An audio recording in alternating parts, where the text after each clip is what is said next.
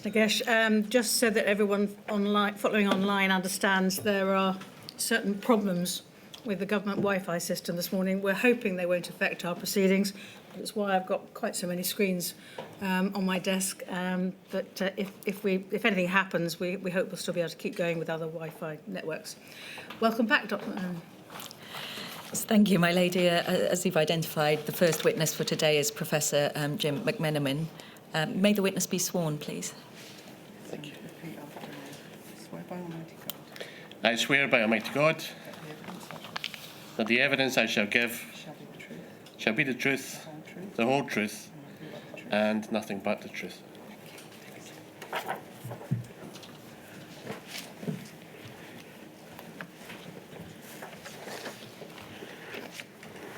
Thank you, Professor McMenamin. You attend today to give evidence on behalf of Public Health Scotland, is that right? Yes, that's correct. And you've helpfully provided a witness statement to Module 7 of the inquiry, which is on the screen now, dated March 2025. You have a copy of that with you as well, I understand. Yes, I do, thank you. And if we turn, please, to page 122. Do we see there at the bottom your name with a signature which has been redacted, dated the 2nd of April 2025? Yes. And it's right that although your name there is listed as Dr. Jim McMenamin, since the date of this report, you are now Professor McMenamin. Yes. There are 3 other signatories. That's because this statement was produced jointly between the 4 of you? Yes, that's correct. And at the top, there's a statement of truth, which says, I believe that the facts stated in this witness statement are true. Does that remain the case today? Yes, it does. Thank you. Now, we can take that off the screen. Thank you. Professor McMenamin, you've actually previously provided a number of statements to this inquiry, or contributed to them, for, I believe, all modules 1 through 5. Is that correct? Yes. And in fact, you attended these very hearing rooms back in 2023 to give evidence for Module 2A of the inquiry. For Module 1, but also in the surroundings of Edinburgh for 2A. Thank you. Now, if we can just then talk about your professional background and relevant roles during the pandemic. First of all, you have a number of qualifications. You hold a Bachelor of Medicine and a Bachelor of Surgery, is that right? Yes, that's correct. And a Master's in Public Health? Yes, I do. You're also a member of the Royal College of Physicians and a member of the Faculty of Public Health Medicine? Yes, that's correct. And you're a Fellow of the Faculty of Public Health Medicine and, in fact, hold a Diploma in Tropical Medicine and Hygiene from London. Now, in relation to your relevant experience, you're currently the Interim Director of Clinical and Protecting Health Directorate at Public Health Scotland. Yes, that's correct. And until relatively recently, from January 2020, you were the Strategic Incident Director at Public Health Scotland, the COVID-19, Strategic Incident Director. Yes, that's correct. And in terms of your other relevant experience, you have been chair of the COVID-19 National Incident Management Team, also known as NIMT. Yes, correct. And a member of the UK New and Emerging Respiratory Viral Threat Advisory Group since 2014. Yes. Thank you. So that's your experience and background. If we can turn then to consider Public Health Scotland, please. It's right that Public Health Scotland was launched, in fact, in the time period that we're looking at in this inquiry. It was launched on the 1st of April 2020. Yes, it was. And its remit was, broadly speaking, to protect and improve the well-being of people in Scotland and to reduce health inequalities. Yes, that's correct. And then just, if we can put on screen, please, INQ 587251, page 7. Thank you.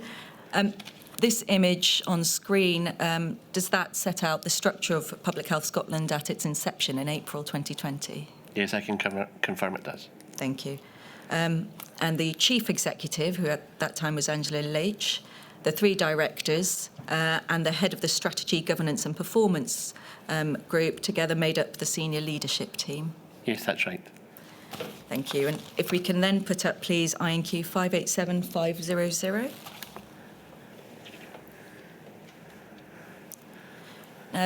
This is a timeline which I believe you've seen before. It's a timeline of the test, trace and isolate response in Scotland. Now, you say test, trace and isolate, but it's right that at some point test, trace, isolate became test, trace, protect in Scotland. That's correct. It became simplified to just test and protect at a later point. Thank you. So on the 4th of May, the first blue bubble on the left, 4th of May 2020, the Scottish Government published the COVID-19 Test, Trace, Isolate Support Strategy. Is it right that that was a public health approach to maintaining low levels of community transmission in Scotland? Yes, it was. It was an integral component of the emergency response that our Scottish Government colleagues were coordinating. Thank you. Whilst Scottish Government colleagues were coordinating it, did Public Health Scotland contribute to the development of this strategy? Yes, very much so, along with a number of our key stakeholders. And then on the 28th of May 2020, the Test and Protect strategy was rolled out. In relation to Public Health Scotland's responsibilities during the pandemic and during this Test and Protect strategy's operation, your role included providing expert advice to the Scottish and UK governments, is that correct? Yes, that's correct.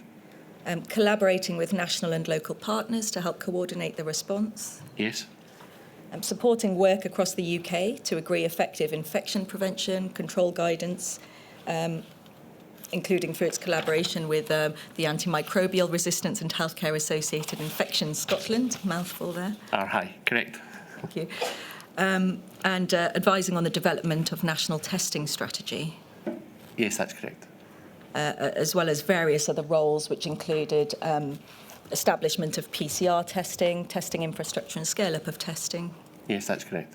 And direct undertaking of contact tracing in the initial stages of the outbreak, and then commissioning a national contact tracing function for Scotland. Yes, although I should perhaps clarify that last part. Please do. Because although we might be coordinating that, that was a collaboration between us and our local NHS board partners who are at the coalface. They were the ones who were doing much of that immediate contact tracing in this initial period. Thank you. And certainly we'll come on to look at that in some more detail. So thank you for raising it now and clarifying. On the 10th of September 2020, the third bubble, the pink bubble, the Protect Scotland app was launched. Now, we've heard a little bit about, we've heard quite a bit about, I should say, the NHS X app that was launched in England and adopted by Wales. First of all, did Public Health Scotland have any input into the launch or development of the Protect Scotland app? Yes, that we were working collaboratively in a number of areas, this one being a particularly important area where we were able to work with our colleagues, either in the commissioning of the app itself and some of the system developments that then were required in the background to enable the sharing of the subsequent information that was to be collected within the application. So given that detailed involvement, are you able to assist with the reasons that Scotland launched their own app rather than adopting the NHSX app? Okay. Certainly I can offer perhaps a PHS view, but also a personal one. But really, I should preface all of that to say that, of course, this was something which was being delivered on behalf of the Scottish population and coordinated by our Scottish Government colleagues.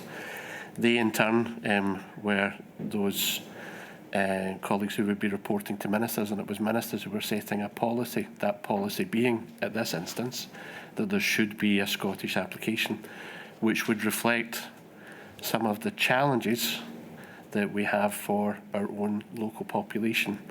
And to answer that a bit more, I have to step back a little bit, because the terms of the devolved settlement, which allowed the delivery of health in Scotland to be controlled by the Scottish Government, there had been significant changes over time that meant that many of the things that were built as a consequence of that were perhaps some departures from what our colleagues in England were routinely dealing with, and allowed us from the outset to be able to have a local collaboration from the ground up, from our local board colleagues and local authority colleagues, to be able to influence what we needed to do. That was reflected then in what eventually came out of that, because that Protect Scotland app was then going to be utilised to support that delivery in that local area. Thank you. So effectively, it was Scotland developed their own app to be able to meet the needs of the Scottish people.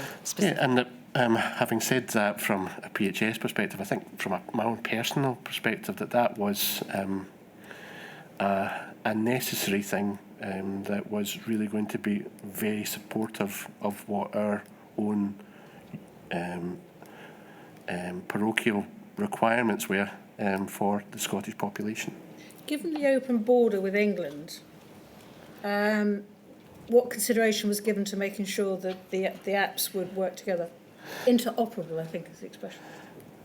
My lady, you asked me probably something that goes above my technical expertise. I can give you my understanding of that.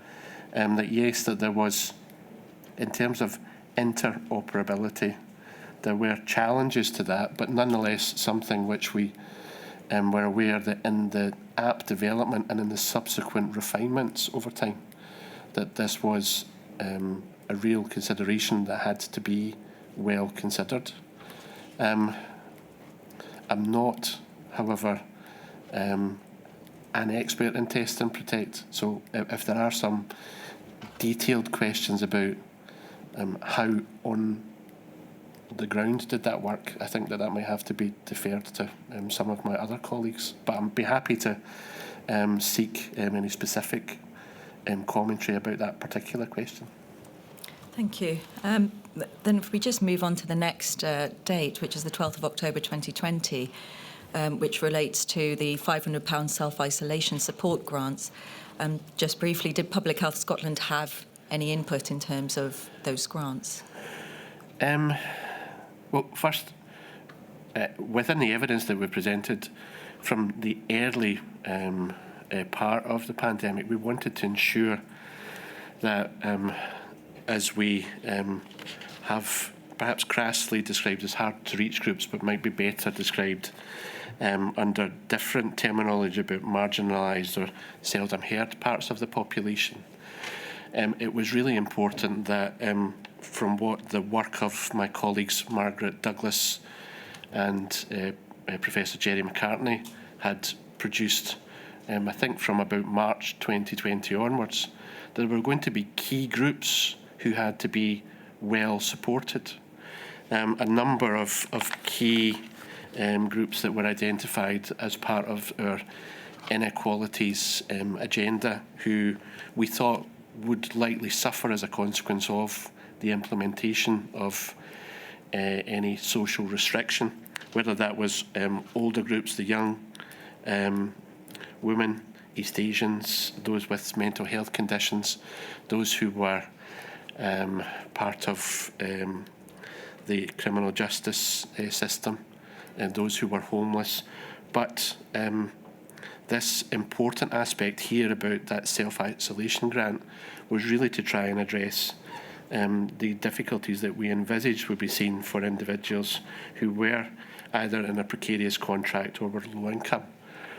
That meant then that there was, not just from a PHS perspective about this is really important and people need to be supported, but for our NHS board colleagues and the local authorities, it was really important that all of us were as one voice saying this is really important, and delighted that at least there was a recognition here that self-isolation support grant was something which, although delivered by government, was well supported in principle by all of us.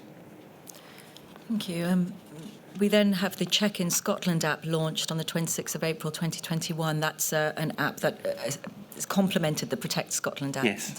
That businesses used to allow people to check in when they were on site and enable contact tracing that way. Yes. Then the next date is the 9th of August 2021, which represents the road out of the pandemic, vaccinated close contacts no longer needing to isolate if they didn't have symptoms and returned a negative test. And then finally, 30th of April 2022 is when routine testing came to a close and contact tracing ended. And so the Test and Protect service effectively ended in April 2022. Yes. Thank you. So that's the broad test, trace and isolate response in Scotland. In your witness statement, you produced a very helpful chronology of key decisions taken by Public Health Scotland. We'll take it relatively quickly, but I just wanted to ask you a few questions about some aspects on that chronology, please. So if we could please put up INQ 587251, page 129.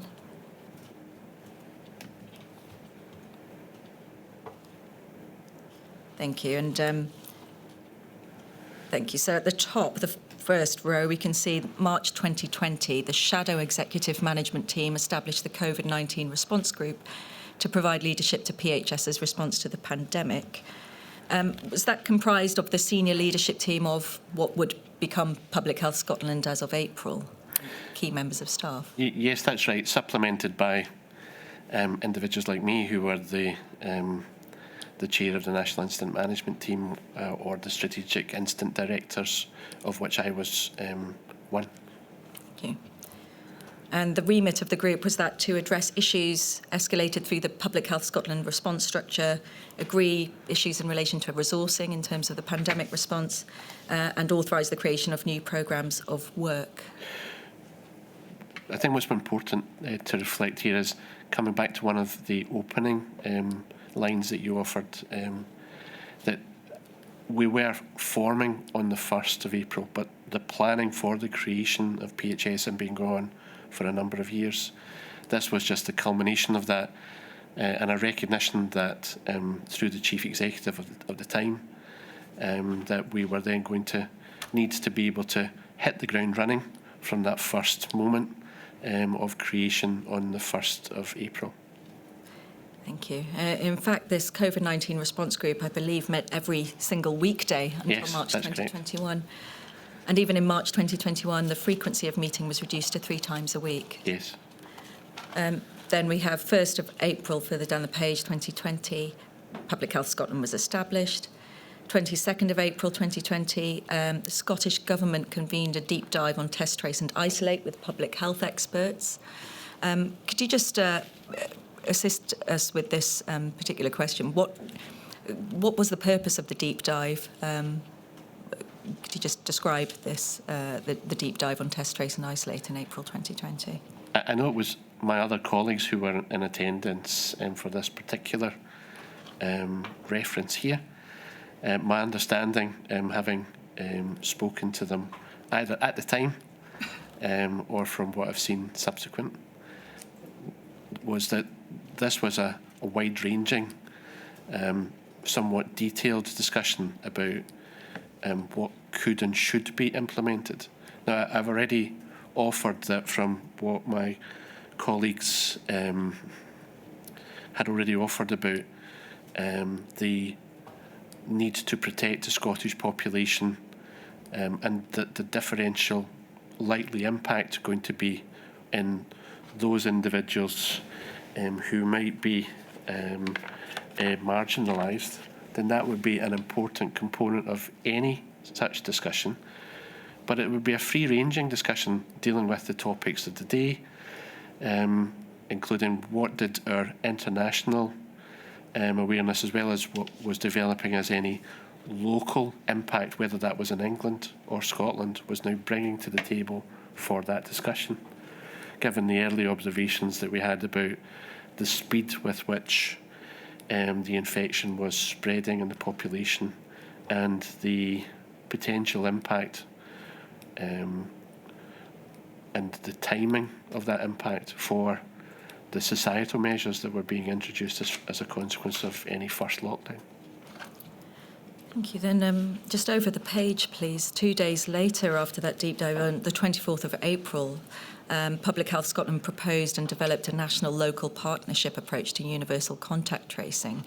a model described and agreed through a series of meetings with NHS boards and Scottish Government. You mentioned earlier the importance of the local NHS boards in relation to contact tracing. So could you just explain a little bit about the national-local partnership approach, please?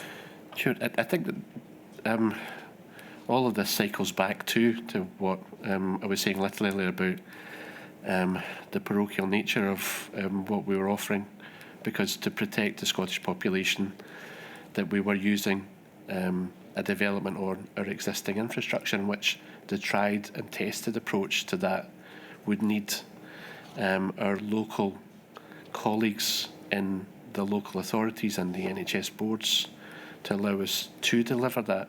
So that truly was a grassroots approach to how we would be able to effectively deliver that, but also supplement it by having a national resource through telephony that might be able to support the contact tracing arrangement.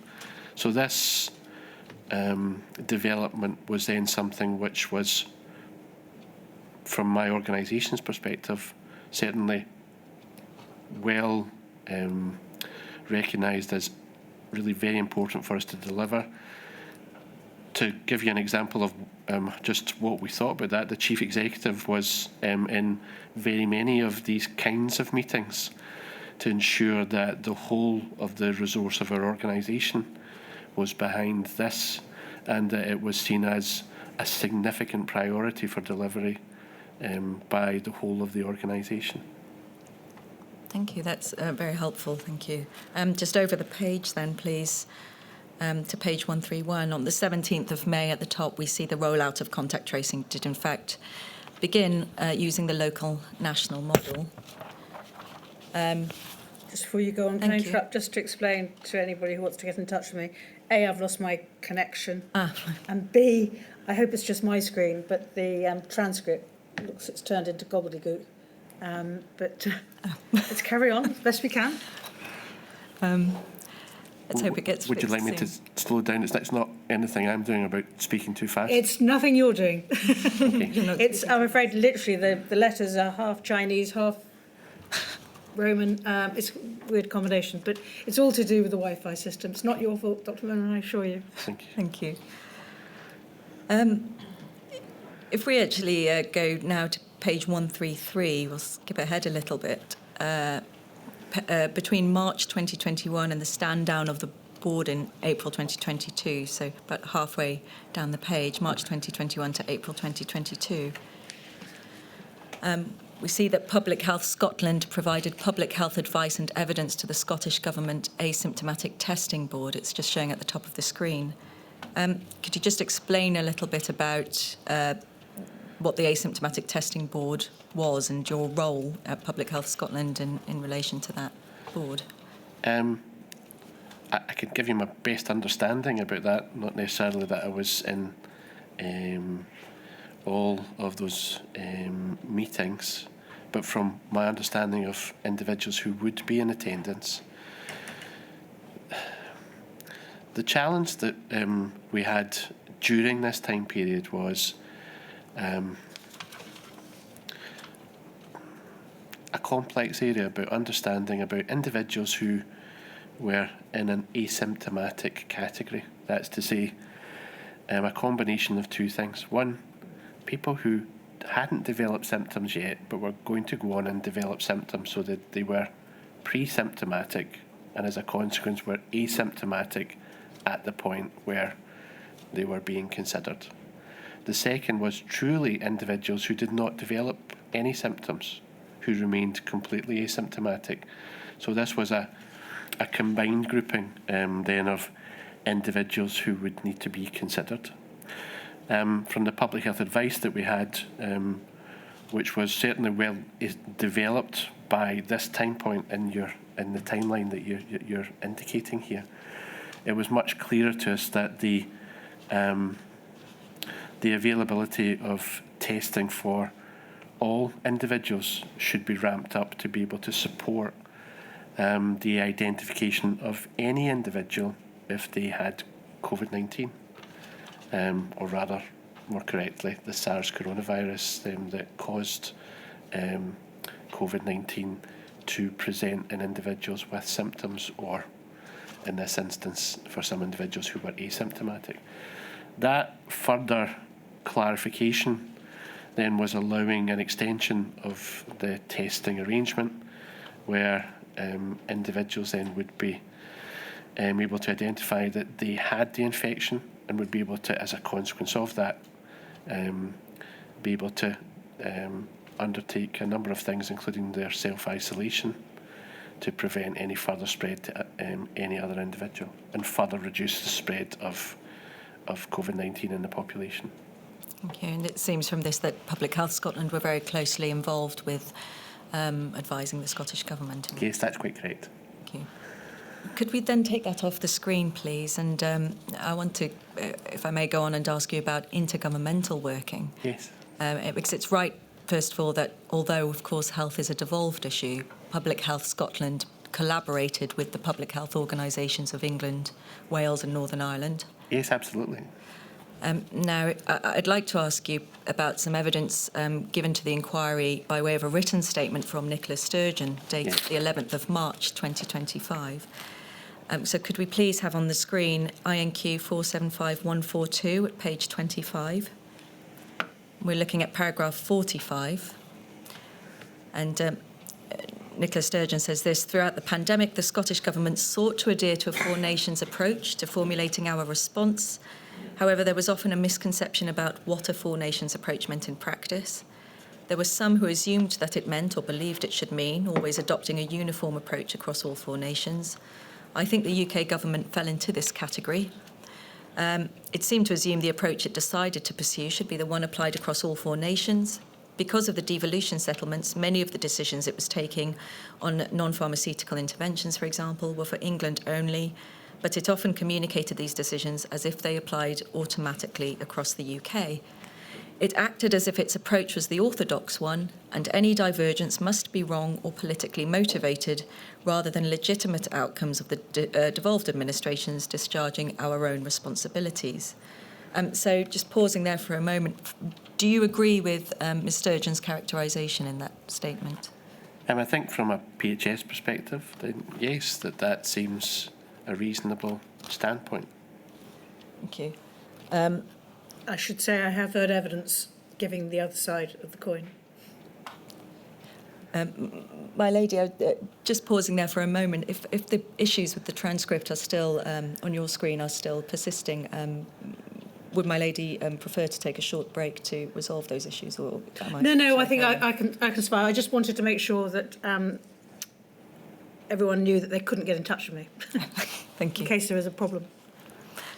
Then moving on then, please, to page 26 of this same statement, paragraph 47. Nicola Sturgeon then goes on to say this: the Scottish Government, based on our understanding of what it meant, indeed what it could only properly mean in the devolution context, did not at any stage depart from, or to the best of my recollection, reject advice in relation to Four Nations approach. We operated within it, at times aligning our approach with the other three administrations, and at other times making decisions that resulted in divergence. And then on divergence, she says, 2 lines down, at all times to Parliament and or through my daily media briefings, we sought to explain the reasons for the decisions we took, the implications, what the implications were, and if they differed from decisions of the UK government for England, why that was the case. It is worth noting again, however, that on many of the occasions when the Scottish Government would have been described as diverging, our position was closely aligned with the other devolved administrations, and it was the UK Government that was an outlier. So I'm a bit concerned, I'm sorry to interrupt, I'm a bit concerned. This relates to overall policy. I've heard a lot about this in other modules. I'm also concerned how far Dr McMenamin can assist in the test and trace module. So is there anything you can add in relation to test and trace, which is the subject of this module, Dr McMenamin, in relation to what Ms Sturgeon was saying here? Not that I can see immediately for this particular paragraph. Thank you. Well, perhaps if I might then ask this more broadly, if we can take that off the screen, please. Did incidents of divergence in test, trace and isolation policies in Scotland and between Scotland and England impact in any way the administration and communication of test, trace, isolation and support policies in Scotland?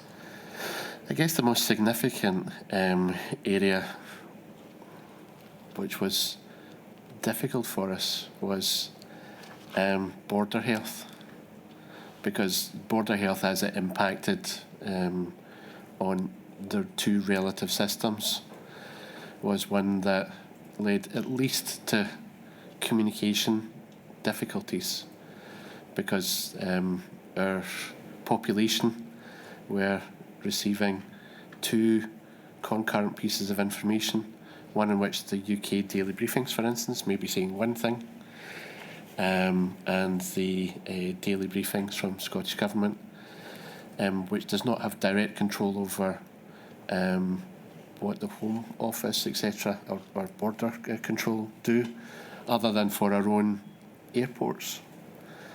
So there were, relatively speaking, in the grand scheme of things, more minor things like that I can see are immediate but tangible difficulties for the test and protect system in Scotland versus what was going on south of the border and the interpretation, and inevitably would have led to confusion for the Scottish population, because if they arrive at a London, Manchester or other airport and then come over the border, then the arrangements might be slightly different. Thank you, that's helpful, thank you. If I can move on to another topic then, which is in relation to the testing of patients discharged from hospital and placed into care homes. I would like to take you to a report which you have been asked about before, so I don't intend to go through it in lengthy detail at all, rather focus on a very specific point. But first, can we put the report up, please, at INQ 147514? This is a Public Health Scotland report entitled Discharges from NHS Scotland Hospitals to Care Homes between 1st of March and 31st of May 2020. And I believe you're very familiar with this report. The publication date is 28th of October 2020. Just briefly turning to page 5 to understand why the report was commissioned. We see there on the 18th of August 2020, the Cabinet Secretary for Health and Sport commissioned Public Health Scotland to carry out work to identify and report on discharges from NHS hospitals to care homes during the first wave of the pandemic. And then this publication by Public Health Scotland presents management information statistics on people aged 18 and over. So then if we can please turn to page 42. And this is a rather impressive looking table entitled Care Home Characteristics, including different types of hospital discharge associated with care home outbreaks of COVID-19. And really, I'd just like us to turn to the very bottom row, headed discharges. And we can see there's some figures: discharge negative, reference, and then the last column, reference 1.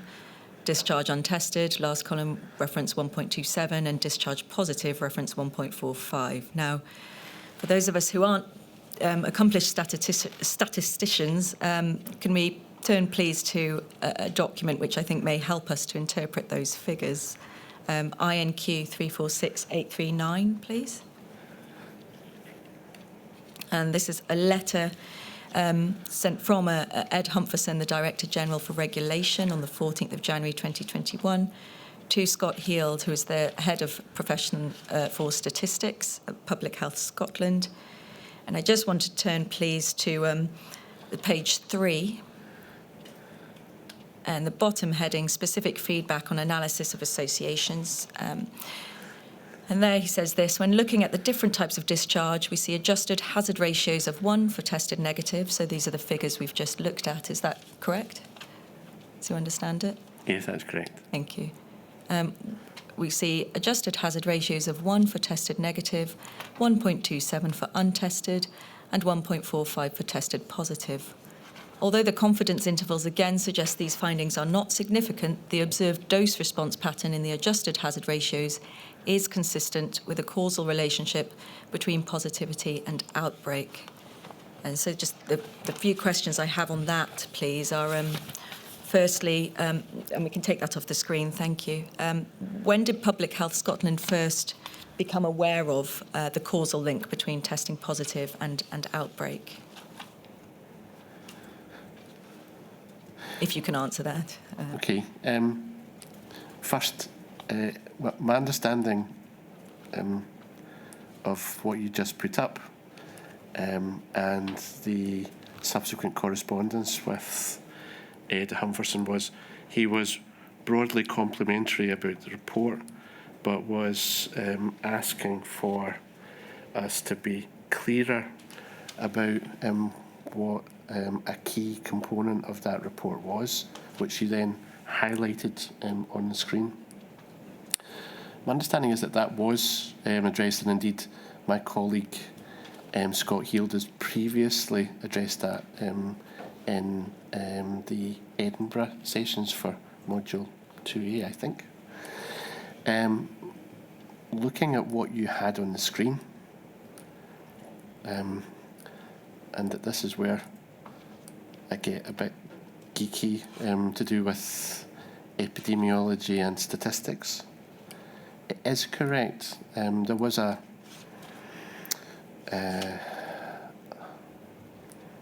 clarification of the language around what was meant here, but in the statistical sense, whenever you have something which says one way or another that a value in this instance for the statistical reference that was stated, that it spanned the value 1, then that means that none of those observations are statistically significant.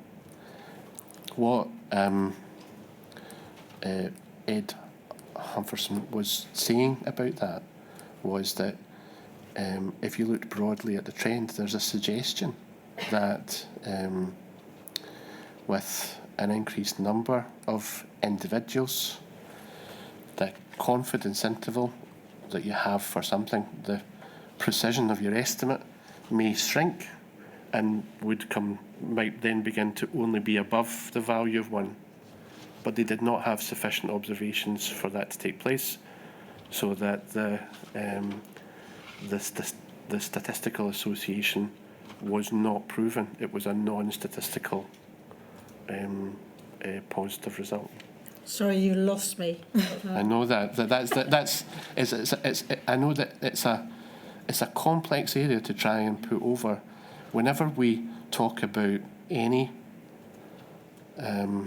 observations, that we have to always ensure that the values that we are describing are accurate, but more than that, that they are likely to be interpreted in the right way. The interpretation was what our colleague in statistics, as the Director General, was asking us to be clearer on, and I think that in the subsequent correction that Scott Heald and the team then undertook, they did say something about this. They did have a clearer language, but the same finding was still evident. It was not a statistically significant set of results. See, and there was concern that there might be over-reliance on those statistics. That's correct, yes. Indicate that there was a definite causal link between positive test result and outbreak. Thank you. Then just moving on, if I may, to the next topic, public communications. In your statement, INQ, if we can put up, please, INQ 587251 at page 29, paragraph 3.5.11, you've talked here about engagement with third and private sector bodies, including in the 4th bullet point, engaging with the third sector in deploying language services. Public Health Scotland was involved in this to a lesser extent, which also included liaising with faith groups to engage with harder-to-reach groups to improve access to and use of testing facilities, for example, mobile testing unit deployment. Can I just ask what the steps were taken to engage with these groups you've identified? And also any comments, you have on the wording harder to reach, which you've mentioned earlier today. Thank you. And just to reiterate that apologies, that use of the term harder to reach is one that if we were permitted the opportunity to, that we would obviously be amending. The implication whenever we use that is that it's the fault of those groups, but rather they are groups who are marginalised or seldom heard or underrepresented. They could well be vulnerable groups who have severe or multiple disadvantage. And we tend in general to use inclusion health groups as a terminology to avoid that. But in this instance, in this drafting, and in what's been submitted, that's not been picked up, so apologies. But you asked a key question, which was, what were we doing? As a demonstration of what we were doing in the background, we were acting either as facilitators to ensure that language services could be made available for key issues that had to be addressed, working collaboratively with their local authority and NHS board colleagues. But to give you a practical example, the Scottish population, depending upon each of the every 10 years census, allows us to get some insight into things, so that across the UK, our populations are somewhat different. The Scottish population, at least from the census data, would indicate that around 98% of the Scottish population speak English. But that in terms of our top 6 languages, if you take the top 8, then that you get up to something like 98.9 or something that would speak those top 8 languages. That would include Scots, Gaelic, English, would also include Polish, Chinese, Urdu, Punjabi and French. So we already knew a great deal about what our own local populations were, and where there were population pockets that needed to be appropriately configured and allowed access then to ensure that we were reducing the marginalisation that otherwise we might encounter. That meant then that for the initial information that was in door drops for a number of key outputs, that we had leaflets from June 20 that were available in 19 languages, and that by the facts posters that I know that we've spoken about, or our colleagues have already spoken about, the face covering avoiding crowded places, to clean our hands, the 2 metre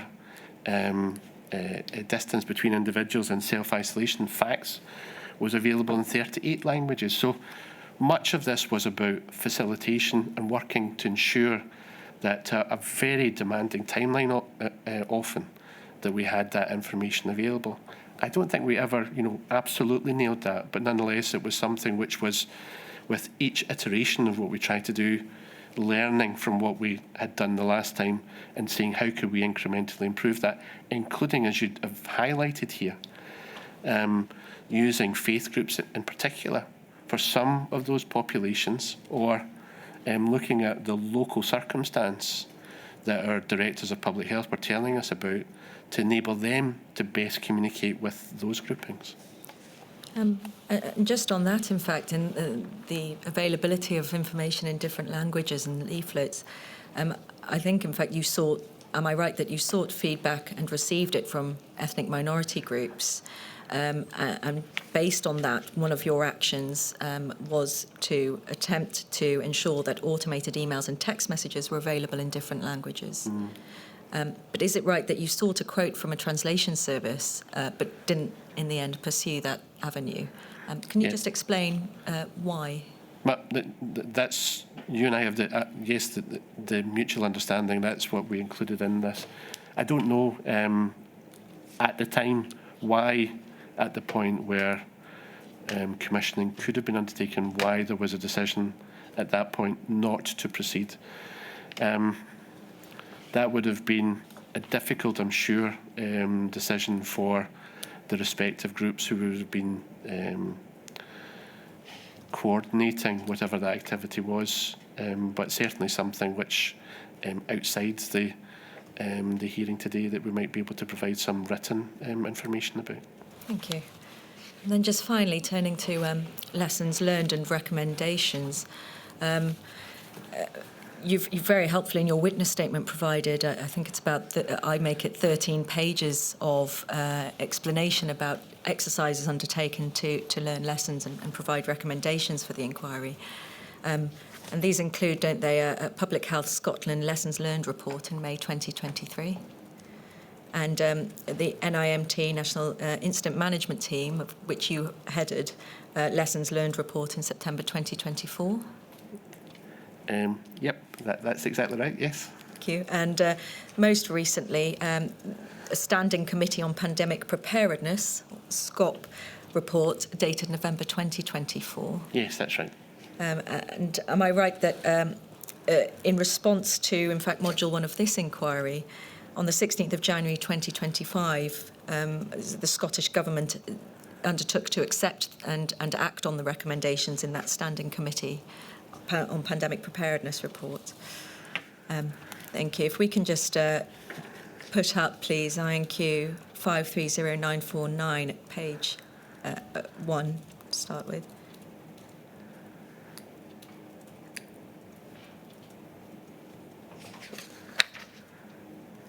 Thank you. So this is that Standing Committee on Pandemic Preparedness report. Am I right? Thank Yes, that's right. And if then we just turn to page 8, please. We have here a helpful summary of recommendations, and so I'll take them relatively quickly, but there's one recommendation in particular I'd like to ask you about. So first, the establishment of a Scottish Pandemic Sciences Partnership. I believe, am I correct, that that partnership is in the process of being set up? Indeed. If I could just pause for a moment, though. Yes. Given that you in the introduction to what you just said, that you cited that we had the National Incident Management Team report. It's a privilege of my working life to have worked with such an amazing group of people, and the production of that report has not been discussed in any of the sessions so far, because it unfortunately came immediately after Module 2A, so apologies that it wasn't possible to complete that until after 2A. And that it's something which obviously has fed into what we are now going on to discuss, and that yes, that pandemic partnership is a really key component of what the SCOP recommendations were. It's one of those 5 key recommendations. I don't know how many you're going to go through. Indeed, that the appointment panel is tomorrow for the director of that pandemic partnership. And that one of my roles in my existing role within PHS has been to set up that appointment. So I'm delighted that we'll at least have that opportunity to do that tomorrow. Well, thank you. That's very helpful to hear. Thank you. I'll just run through quickly then the other recommendations in this report and conclude with a couple of questions. So the second recommendation was in relation to fostering connectedness amongst the academic and wider pandemic preparedness community. Then over the page, please. 3, identifying and securing the effective use of data for pandemics. And just pausing there, is it, in your view, will Scotland have adequate data available immediately in order to provide a contact tracing programme without delay in the event that we face another pandemic? I think it would be best to offer you both a PHS view and one personal view. From a PHS perspective, we can only do what we can within the resource that's allocated to us, and that there are complicated things that as an organisation we always have to balance about our strategic needs, and that is an inevitable headache for any chief executive and their executive team and the board that supports them. From a personal perspective, gosh, there are some incredible advances that we've made.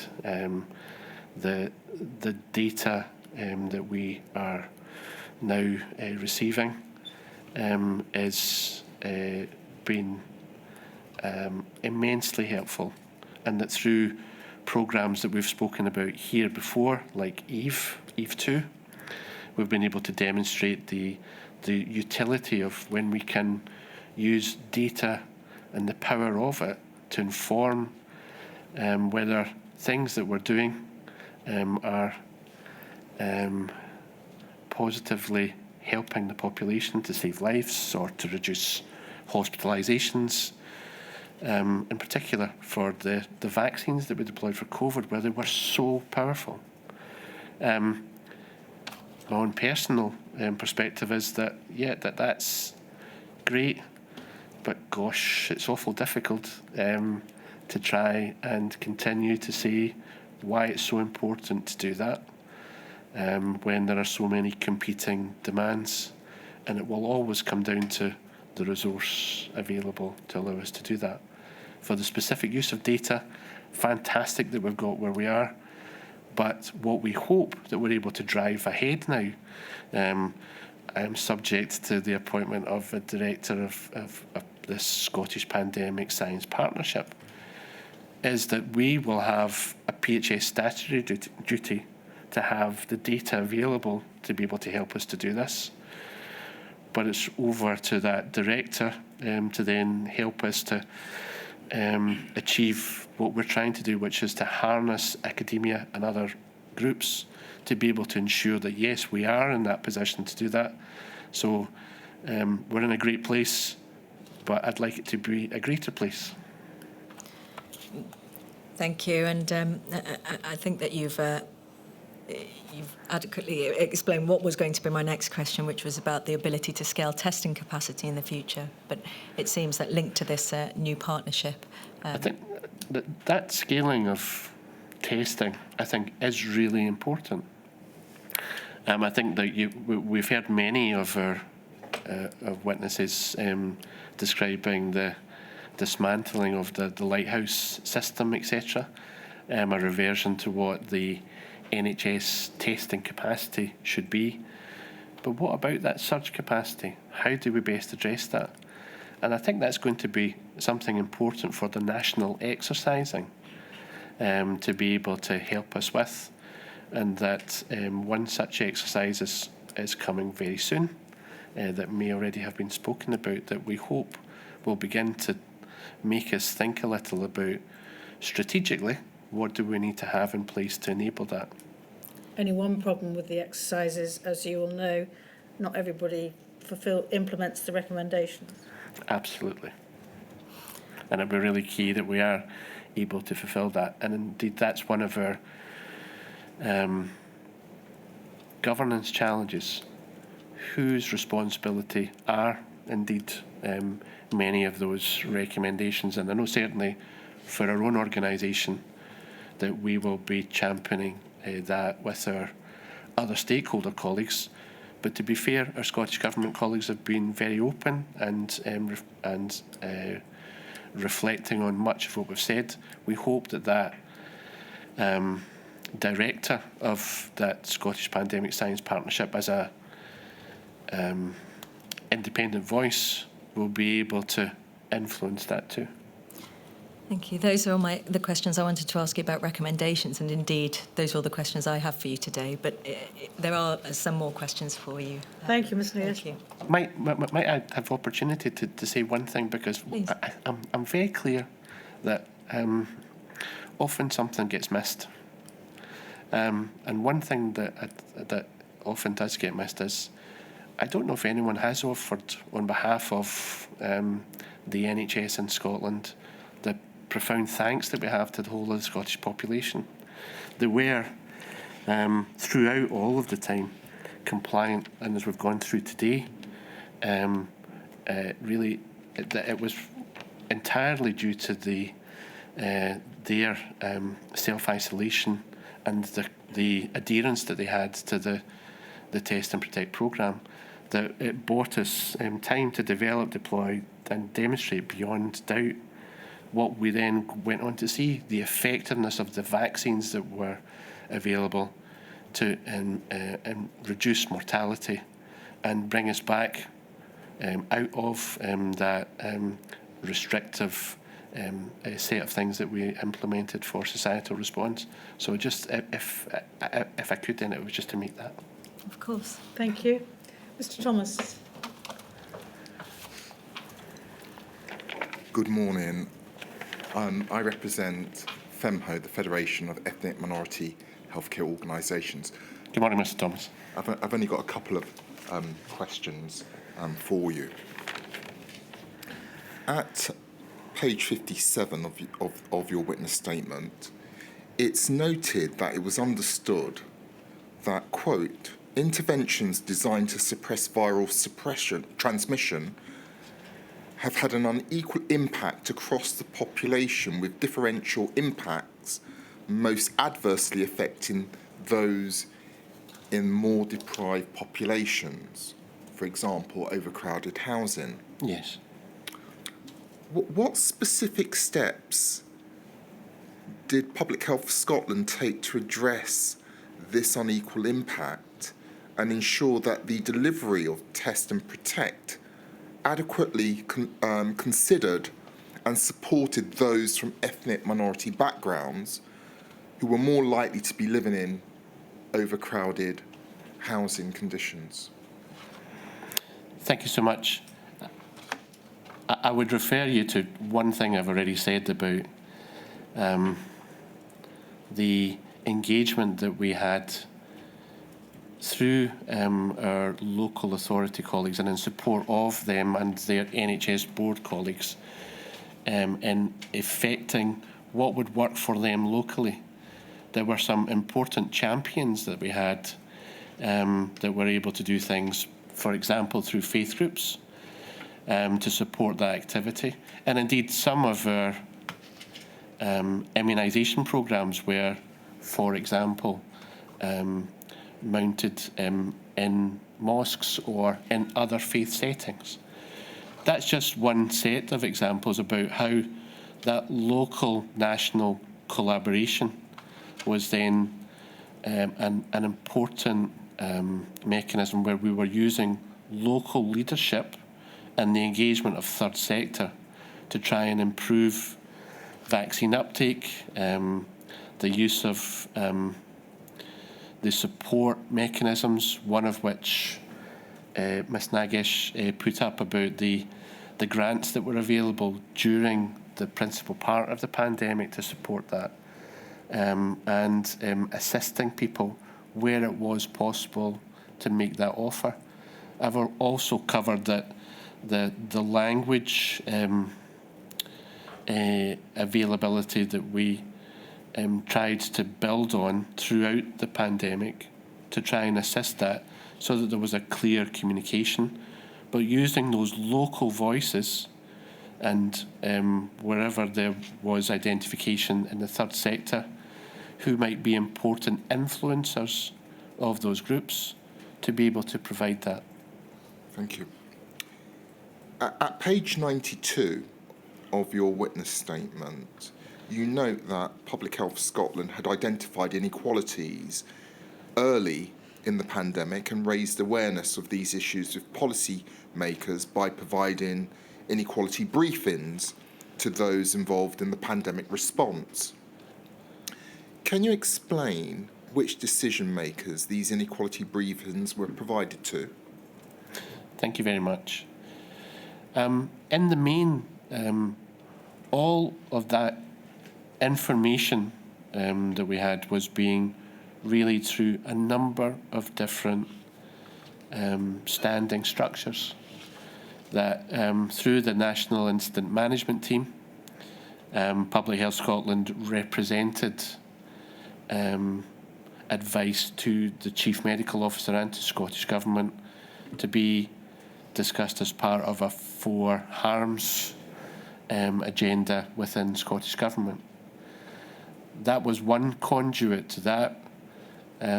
Our local board colleagues were in constant dialogue either through their local resilience partnerships or directly with Scottish Government colleagues about what could or should be undertaken, and that through COSLA and SOLACE, the local authority groupings, that we were able to try and influence that and share key findings. So the work that I alluded to earlier by Margaret Douglas and Jerry McCartney would then be escalated up so that everyone had an awareness about key challenges that might arise, as we said, for March and April 2020, but continually revisiting that.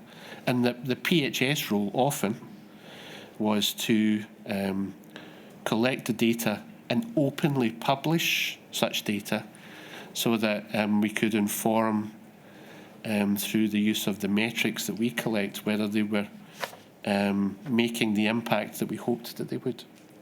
Well, I think you've touched upon my final question. I'll ask it just to see if there's anything you want to add to it, which is, did PHS establish a mechanism for tracking the outcomes of such briefings to monitor if they had a positive impact on the outcome of the decision-making that was being taken?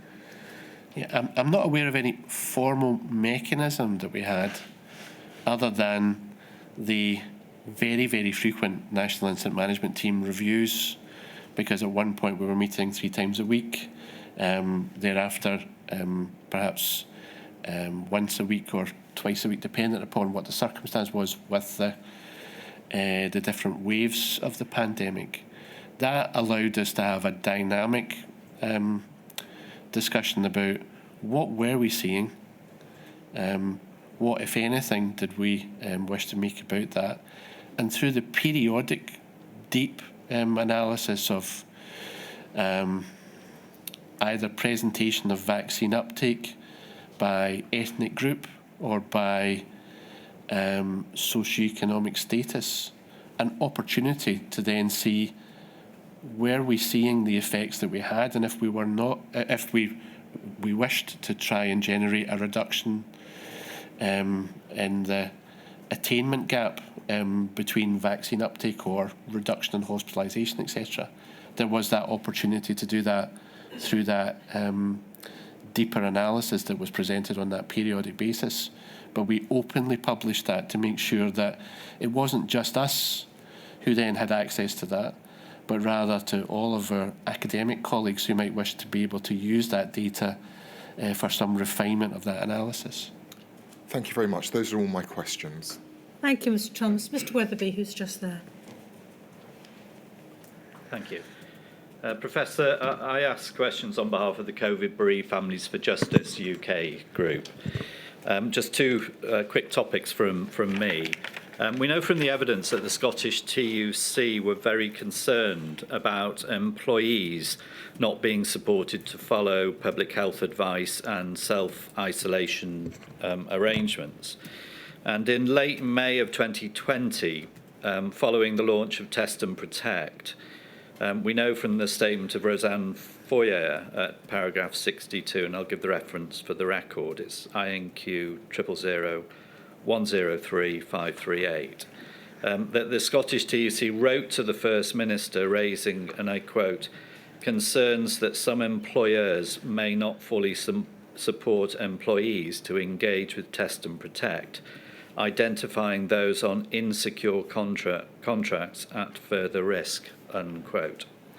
Can you help us with what particular steps PHS took to ensure that employers did fully support employees, and in particular employees in precarious positions, to fully engage with Test and Protect measures?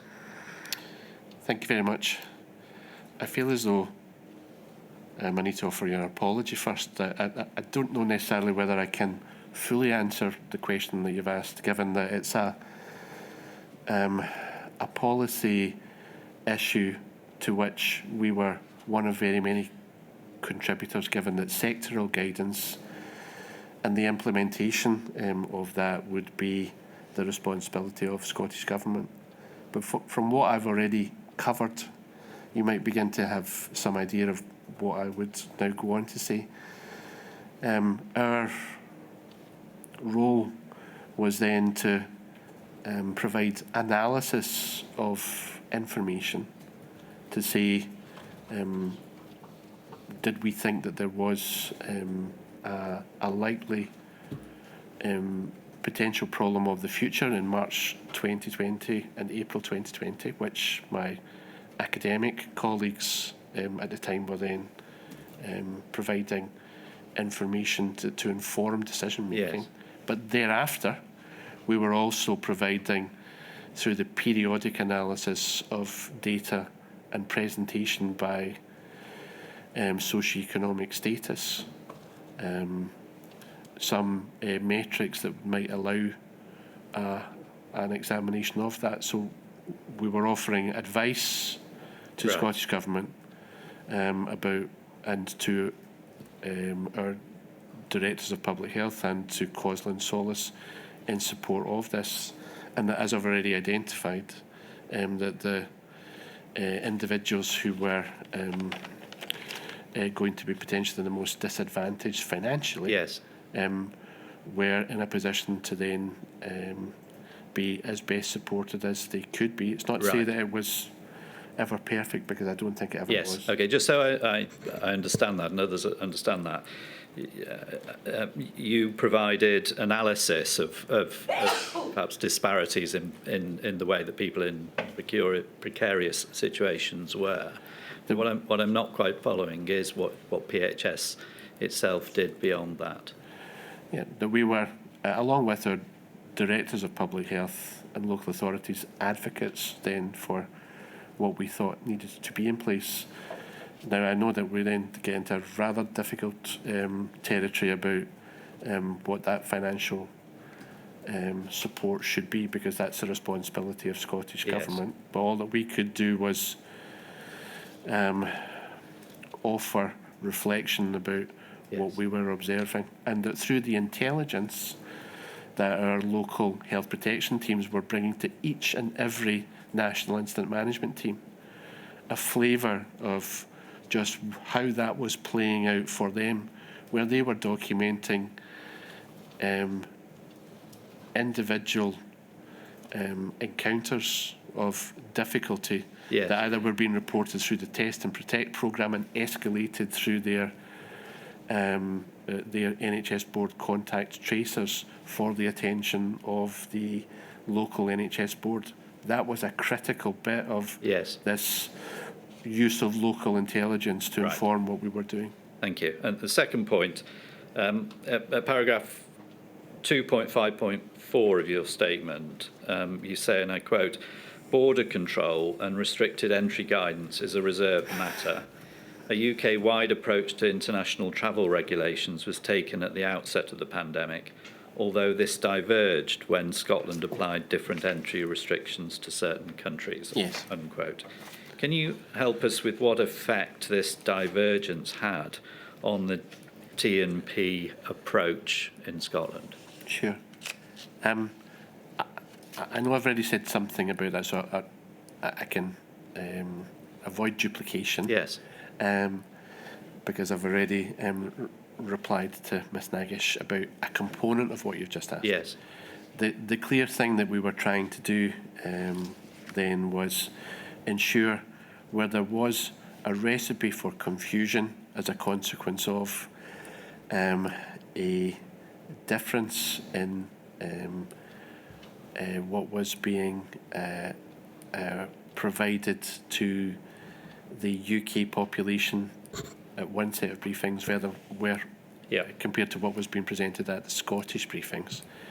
Try and make that clear, or as clear as we could, in that process, to ensure that there was at least a consistent voice to try and reduce that confusion, and that for the call handlers, the education and support of them, no matter where they were, whether that was in the national call centres, whether it was in the local boards, or whether it was in our third-party additional capacity, making sure that it was as clear as it could be in any information that those call handlers would use in managing the Scottish public.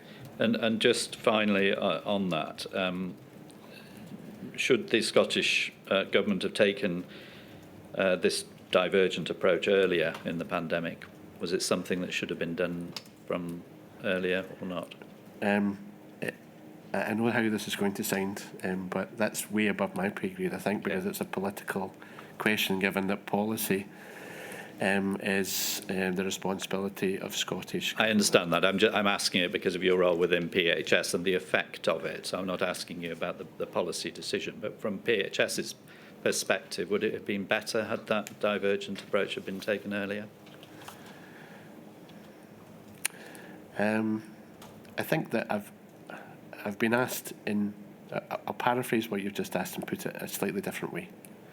I think I was asked in another module about whether did we act early enough? Yes. Was there something that we should or could have done?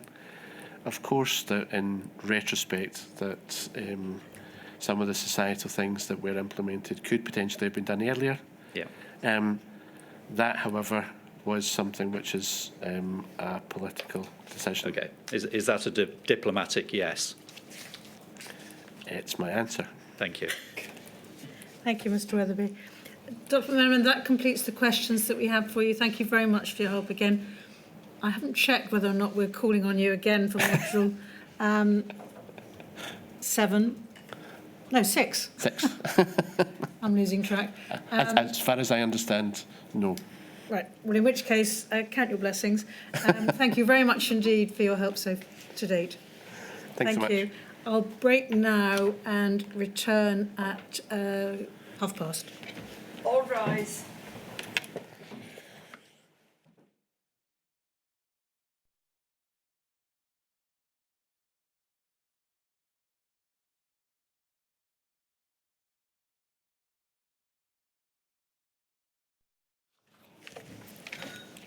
Ms. Cartwright. Thank you. My lady, please can Mary Morgan be sworn in?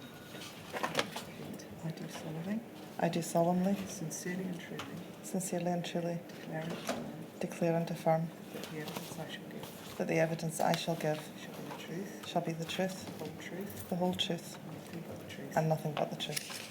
Thank you. Sorry to keep you waiting, Ms. Swan. Okay, thank you. Could you please give your full name to the inquiry? Mary Morgan. Thank you. Ms Morgan, you provided a witness statement.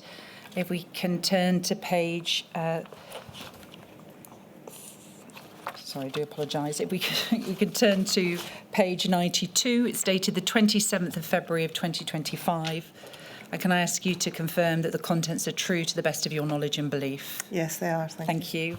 Now, this is the corporate witness statement that you provided on behalf of NHS National Services Scotland. Is that correct? Yes.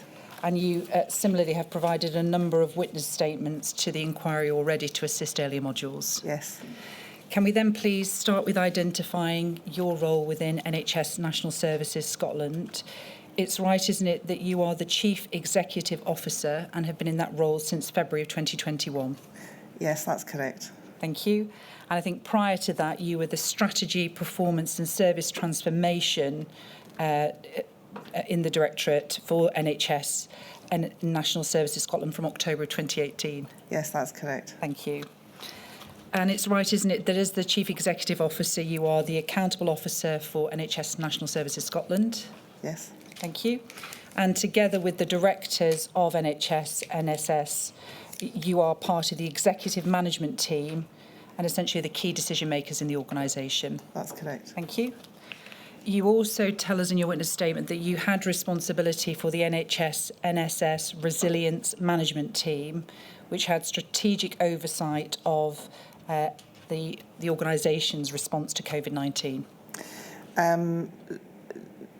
From when I became the NSS Chief Executive, the chair of the IMT and Resilience Management Team would have sat with the then Chief Executive, Colin Sinclair. Okay, thank you. But the team was part of strategy, performance and service transformation team, the team that administered that. Thank you. Well, let's just identify the organisation and what it does in peacetime, and then we'll look at how it evolved during the pandemic. Could we display your paragraph 2, please, which is on page 1 of the statement 475006. Thank you. You tell us that health and social care in Scotland is a devolved matter to the Scottish Parliament, and the Scottish Government oversees activities of the NHS in Scotland. The Scottish Government sets national outcomes and priorities for health and social care, approves plans with each territorial NHS Scotland Health Board and National NHS Scotland Health Board, and manages performance of all NHS Scotland Health Boards. You go on to tell us that NHS Scotland consists of 14 territorial health boards, which are responsible for the protection and the improvement of their population's health and for the delivery of frontline healthcare services. And you also identify that the 14 territorial health boards also meet in 3 regions. In addition to NHS National Services Scotland, there are 7 other health organisations, and you then list those organisations which support the territorial health boards by providing a range of specialist and national services. And can we briefly go to the map that you've helpfully appended to the statement, which gives the layout of those health boards and local authorities? Can we move forward in the statement, please, to page 93? Thank you. You've helpfully provided us with the map which identifies those health boards and local authorities. And I think one of the things that's particularly apparent from this map is the islands of Scotland. And can we, using this map at the moment, we're going to come on to look together at testing and the standing up of testing and the partnership that existed between academic institutions. Is there any observation you want to make about that at this stage, particularly because we know that there was a lighthouse laboratory that was established in Glasgow?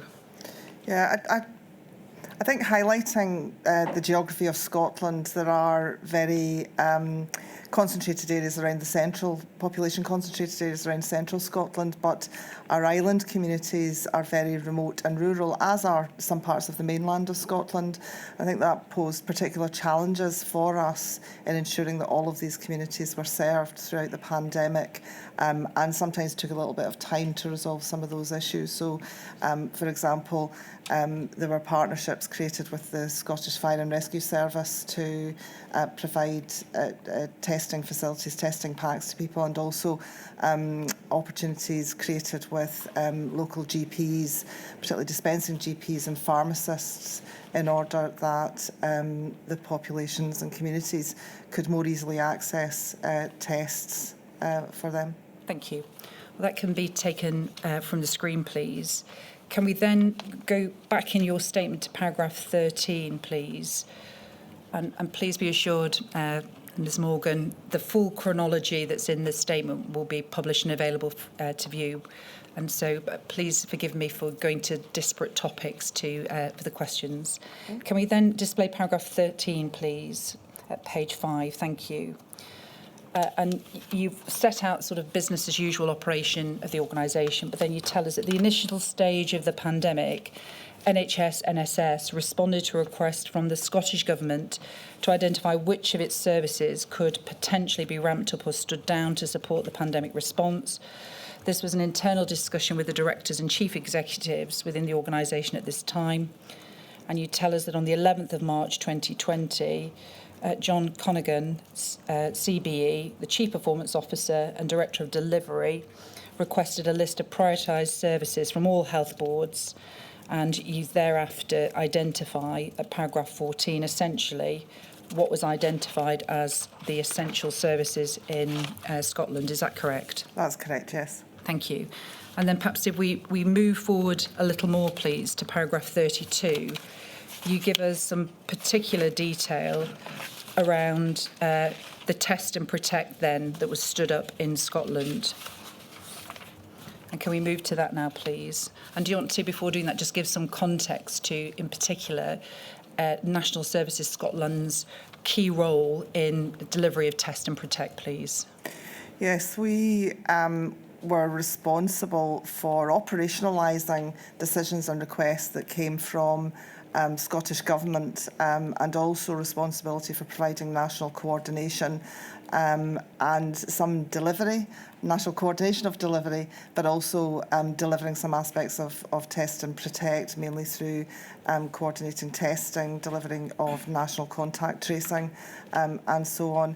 We did that working very closely with our 14 territorial health boards, and indeed with UK government services located locally, but also on a UK national basis, and also working closely with other national health boards, particularly National Education for Scotland around training for national contact tracing, Public Health Scotland in terms of data and also decision making, and also in testing capability, the Scottish Ambulance Service, but worked with everybody in that space across Scotland. Now we'll perhaps come up on to deal with the Scottish Ambulance Service, but it's right, isn't it, that they played a key role in Test and Protect in Scotland, and they operated 39 of the mobile testing units that operated in Scotland during the pandemic. That's correct. They operated all of our mobile testing unit capability. Thank you. And just dealing with that topic at this stage, we know, I think, additionally, there were 3 other mobile testing units that were part of it, the surge plan, is that correct, that were provided through the national system operated by the private contractors, is that correct? That's correct. We tried with the Scottish Ambulance Service in deploying mobile testing units as far as we possibly could on a planned basis to communities. We spoke earlier about the island communities, so mobile testing units were at times deployed to our islands, Skye, Shetland and Arran. That took some planning, as you can imagine, getting them across to islands, and created expectations in community as well. But at times of surges, if there were multiple outbreaks or particular activities that couldn't be accommodated, we did have access to an emergency 3 further MTUs if they were required through requests to UK Government. Thank you. So if we start then at paragraph 32, please. You detail there that at the start of the pandemic, the Scottish Government collaborated with multiple bodies, including NHS, NSS, to establish national programmes of work to deliver Scotland's response to the pandemic. Under emergency measures, the Scottish Government was responsible for making the key decisions, and NHS, NSS provided subject matter expertise from the services operated by NHS, NSS. That's correct, yes. And then you detail then the test and protect and the aspects of the pillars. I'm not going to go through that, but can we move then forward to your paragraph 37 on page 14? Thank you. You've already confirmed that essentially NSS had the operational role for the delivery of test and protect. And can we start then with looking at what was done to scale up testing in Scotland? You detail that within the witness statement, but could you give an overview of what was done from January onwards to scale up testing in Scotland, please? Okay. So we were, from the January onwards, we had already had an established National Laboratories programme which was designed to consider a One Scotland approach and target operating model towards laboratories and laboratory services and other diagnostics within Scotland. The National Laboratories programme stood up with our Scottish Microbiology and Virology Network colleagues really to establish what testing capability existed already in Scotland, which was one of the key things that one needed to know. There was found to be gaps in that space, those spaces, but really the NLP stepped up to source additional capacity for the laboratory infrastructure. In addition to that, in April, the UK Government had started to build the regional testing sites, beginning in Glasgow and then in Edinburgh. It was quite critical that those services were integrated with the Scottish healthcare system. At that very early stage, they weren't. Our system is different, our digital systems are different, and we wanted to make sure they were integrated fully with the Scottish healthcare system. So that was one key point for NSS's work. And the other thing that the NLP did was to seek to identify other laboratories other than what existed within territorial health boards. So what existed within Scottish universities, research areas and others. Now, the reality of that was that we were inundated with requests for people who wanted to help and support, and we're very grateful for all of those. And it was established, a group was established to assess all of those capabilities of laboratories in Scotland. So we stood up partner nodes, we called them, in the university, some private sector functions. Very grateful to them because they did bridge a gap for us while we were building up big, more scaling up. We found it quite difficult that equipment for laboratories was in short demand right across the UK, and indeed globally there was demand for that, as with other aspects of the pandemic. So we sought equipment, especially to service our islands, from South Korea, and brought in gene testing equipment to do so. Thank you. In that space. Can you assist then in terms of what you've identified, that work had already been done to identify the laboratory network or capacity in Scotland? And is that pre-pandemic? No, that was as a result of the pandemic coming just right at the start of when it was on its way in order to begin to build capacity. And can you give us some idea? You've identified, first of all, the virology network in Scotland. Can you give us some idea as to how many laboratories that included? Well, there are 32 hospitals in Scotland. Not all of them had their own laboratory services, but I can't tell you exactly how many would have at that point in time. And then you've also identified academic institutions. Was there a piece of work done to identify which of those had PCR machines and were able to do testing? Yes, a lot of them stepped forward, but some of the criteria was to make sure that they also had capability to do that, to do the testing, that there were reagents available to service them, especially initially, and also that they had the capability of, with minimal change, linking into our digital and reporting laboratory information management systems. I think most of the nodes were in the east and came under also the clinical governance auspices of NHS Lothian at the time. So they were linked into that, and that was the conduit by which the results were passed through to patient records. Thank you. Can we then briefly look at a document? Now, you've said NLP a number of times. That's the National Laboratories Programme, isn't it? That's correct, yes. Can we then look, please, at a paper which is INQ 291509? And is essentially this the paper that assists with the work that was done to scale up and identify the laboratory capacity for testing That's in correct, Scotland? yes. Thank you. Can we move through the document to page 3, please? I think you've just referenced the liaison with Korea. We can see on the second paragraph there reference to procuring the 9 gene analyzers. Right. Are they also for PCR testing? Yes. Thank you.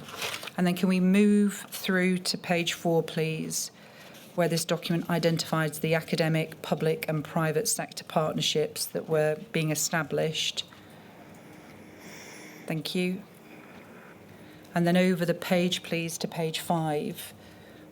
We've got some tables that give some idea of the volunteers across the academic institutions, but also the volunteers that stepped up. Yes. We can see in particular the University of Edinburgh, we've got a large number of volunteers, and then other universities and what they offered.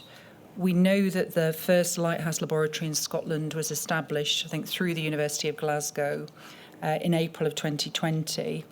Is there any other observation you want to make by reference to the assistance from the universities? And I think you've already identified that they were, is that right, mostly on the East Coast? So these were staff volunteers. One of the things that the NLP also did was identify volunteers who could come in to support staffing in those established laboratories we had. And I think total was around 1,200 staff that were deployed or could be deployed from universities into NHS laboratory capacity. I don't know to what extent those staff were actually used. I can't identify that specifically, but we were keen wherever possible, because the Lighthouse Lab was established in Glasgow, and it was kind of using the same people. Their laboratories that had been stood down, the research laboratories that had been stood down at the start of the pandemic, those staff were used in that space. So we were quite keen not to deplete or be seen to be in competition with the Lighthouse Lab, to make sure that staffing was reflected across the country in the best way possible. Thank you. Can you give us some idea in terms of the universities that were linked to medical schools as to how they were utilised in Scotland, please, for testing? I can't answer that question. What I do know is that the University of Edinburgh, the Mordaunt Research Unit, which is part of the Edinburgh space, were used actively for testing and linked into NHS Lothian's testing capacity. I think the network of research laboratories where we had genomic testing and also other research pieces were used, but I'm not clear about the specific PCR testing. Thank you. Can we turn over the page, please, and just to pick up on thank you. Go to the next page. We can see that there's reference to service levels agreement. You've just identified that certainly that the Edinburgh University was able to then share the information test results with the local hospital. Was there any identified issue in Scotland when academic institutions were doing the testing linked to medical schools about transferring of the data and the results? No, we linked the partner nodes that we had through NHS Lothian. The results went directly, and they were treated as any other part of that UK or that Scotland Pillar 1, NHS Pillar 1. The results went through the Health Board Laboratory Information Management System into the Sky store, that's SCI, the information store that results are stored in Scotland, and they would have been accessible by any healthcare professional who has access to Sky store. Thank you. So in Scotland, there was no impediment for transferring of the data and the results into healthcare records? For PCRs that were undertaken, no, there shouldn't have been. Thank you. Can we then please go back into your witness statement, please? And if we can go to paragraph 39 on page 14, please. We can see that you detail there that that it assisted with commissioning 3 regional testing hubs, the development of local test sites throughout Scotland, latterly then distribution of lateral flow devices. Over the page, please, then the procurement aspects of the devices and genomics. Can I then additionally ask you, please, a question linked to asymptomatic testing?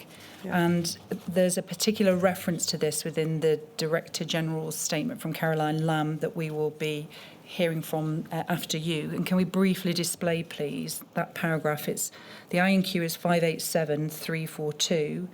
That's INQ 587342. And can we display, please, paragraph 390 at page 126, please? Thank you. We can see at paragraph 390, it's detailed about targeted community testing that came in, intended to undertake asymptomatic testing of people who were otherwise not eligible under other testing pathways in areas of highest transmissions. And it details that this programme was led by the Scottish Government with input from territorial health boards, NSS, PHS and local authorities. So can you just give us clarity about the contribution NSS made, please, to asymptomatic testing? We coordinated the locate. I mean, it was a collaborative effort, but we coordinated and did the placing of mobile testing units as we did with any other testing endeavour. It's just that this was asymptomatic testing. So I think the pilot was undertaken in Renfrewshire Council in the first instance and then rolled out to a further 8 local authority areas. So we deployed the MTUs, supported the setting up of that. It was mainly LFDs, so there wouldn't really have been that much by way of digital linkages that could have been made. Thank you. And so with identifying the lateral flow devices, that's obviously much later in the pandemic response. Would that be almost in the winter, Christmas time of 2020 through into 2021? Yes, asymptomatic testing, I think, was first piloted towards the end, maybe the end of November, December of 2020. Thank you. Can we then please move back into your witness statement at paragraph 201, please? at page 59, where you deal with testing of healthcare and social care staff. You tell us that in April of 2020, National Services Scotland's COVID-19 testing team supported some health and social care organisations, and you list them there. You say the process involved organisations submitting details of staff who required a test via spreadsheets, with these being uploaded to an online secure file system hosted and managed by Deloitte. And then over the page, please, you detail that in July of 2020, the NHS COVID-19 testing teams offered support to care homes managing staff testing regimes. As part of the UK Pillar 2 testing programme, care homes could order PCR test kits using an online ordering portal. Tests were delivered directly to care homes and collected on the day of sampling by couriers, booked using an online system. And you detail that the testing teams were a first line of escalation for care home testing leads when ordering test kits or arranging couriers. And so can you give us any more context to that service and how that assisted with testing in care homes? It provided a Scottish contact point for care homes. The assistance was broader than that because we also arranged for mobile testing units, for example, as they were being deployed to their site to call into care homes that they were perhaps passing or close to drop off testing kits and to collect them on the way back again. So that increased the turnaround times for tests having been done. The later in that period, the National Contact Tracing Centre also would help find tests, for example, that had been lost or results hadn't come back from, and seek to problem solve and support our care homes in delivering their testing requirements. Thank you. And can we briefly look at some guidelines that were introduced in Scotland for testing of care home staff? We could please display INQ 259979. Thank you. I'm not going to go through this guidance, but is this the guidance that came in to assist with the testing in care homes? That's correct, yes. Thank you. That can be taken from the screen, please. Can I now ask you some questions, please, about testing capacity specifically? Now, if we can display your paragraph 172, please, at page 53.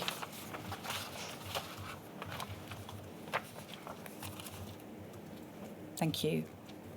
You detail that during the early stages of the pandemic response, NSS worked closely with Scottish Government and other delivery partners to grow testing capacity and focus what capacity existed at the highest priority areas, for example, health and social care, Fire Police Scotland and the Scottish Ambulance Service.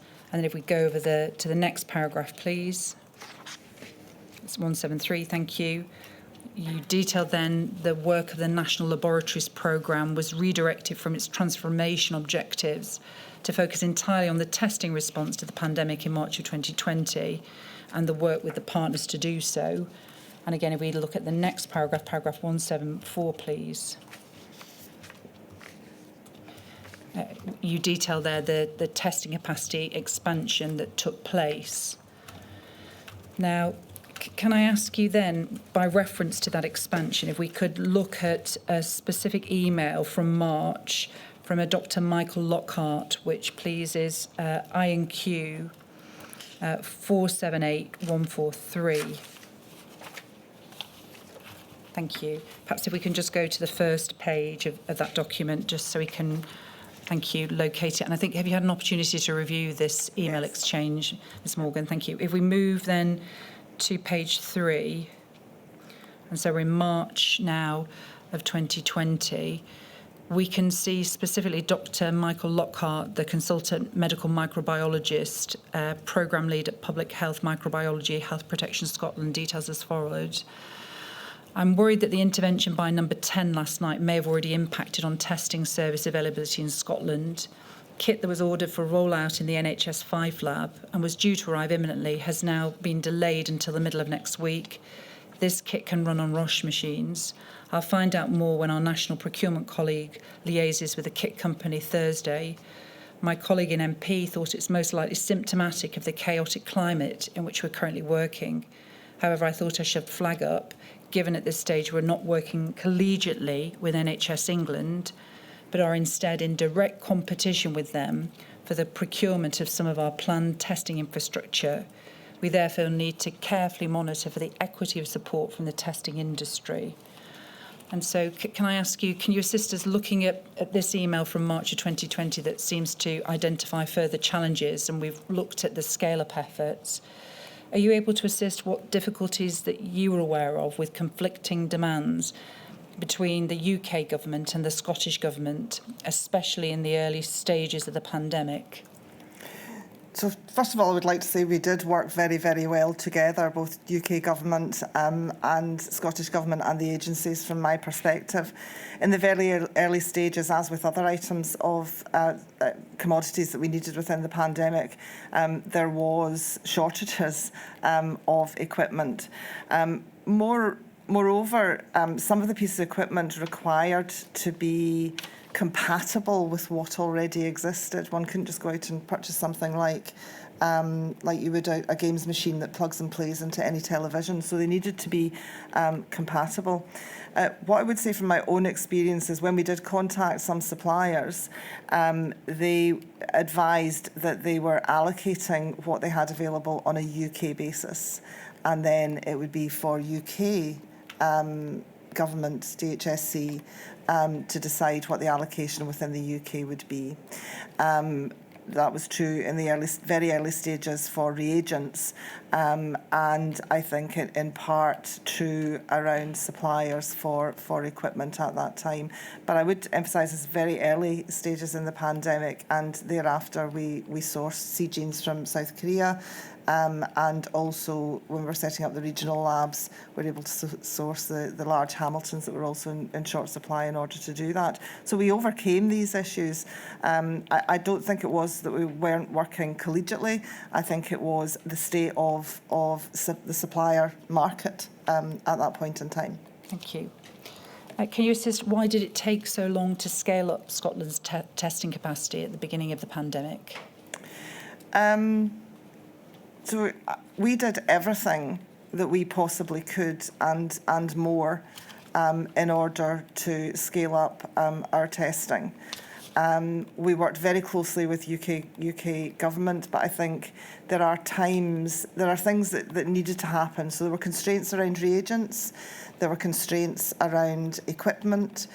Setting up the 3 regional laboratories required identification of suitable accommodation and fully kitting out a laboratory that also required to meet regulatory standards. So I think we actually did quite well, in fact very well. I think lots of people put lots of effort into doing that in scaling up as rapidly as we did. We made our own viral transport medium purposefully to deactivate the virus at the point that the test was taken in order that testing could move more rapidly through. And we set up really quite innovative solutions at times to very remote and rural areas that had challenges. From our point of view, just purely from logistics of getting test kits to those areas and back again, and results. There was a lot of digital solutions that needed to be sourced through as well, so that reporting could happen quickly. We needed to make sure that they were all in place and okay. So I thought we did remarkably well. Okay. Can I ask you then, was there an issue of lack of planning and preparedness for the pandemic that may have resulted in the slowish scaling up initially of testing in Scotland? I think that Scotland has 14 territorial health boards and a range of universities, and we don't necessarily all know what each other is doing. So certainly it would have been helpful to have had a single plan, or not necessarily a plan, but to have had a One Scotland approach to how we operate our laboratories, which is what the National Laboratories Programme was in the process of doing. So I think that had been recognised, and we were working towards that. I don't think we I didn't realise what was heading our way with this particular pandemic. I had been the Director of Health Protection Scotland when H1N1 came to Scotland, so had some idea of what a pandemic or what arrangements might need to be put in place. But clearly, this was much greater than anybody anticipated at an operational level. Now, you just referenced the one system that the partnership moved towards. Are you able to assist as to whether in a future pandemic it will be different for scaling up? So I think a lot of it depends on what it is that's a pandemic. It took a long time for reagents for the tests actually to be developed. A long time, weeks and months. I think we were getting allocated very, very few tests and very few quality assurance testing opportunities at the early stages of this pandemic. There is much of what we have created in this pandemic that remains in place. So all of the equipment that we bought is currently in use in the main territorial boards. We have a large amount of learning, and also in terms of contact tracing, we still have the National Contact Centre. So standing things up in a different way should be easier. Thank you. Can I next ask you a question, again rooted in care homes and testing in care homes? And to do that, can we please display the statement of Nicola Sturgeon that the Module 7 has received, which is 475142. And can we go to the paragraph 224? So it's page 83 of 475142. Thank you.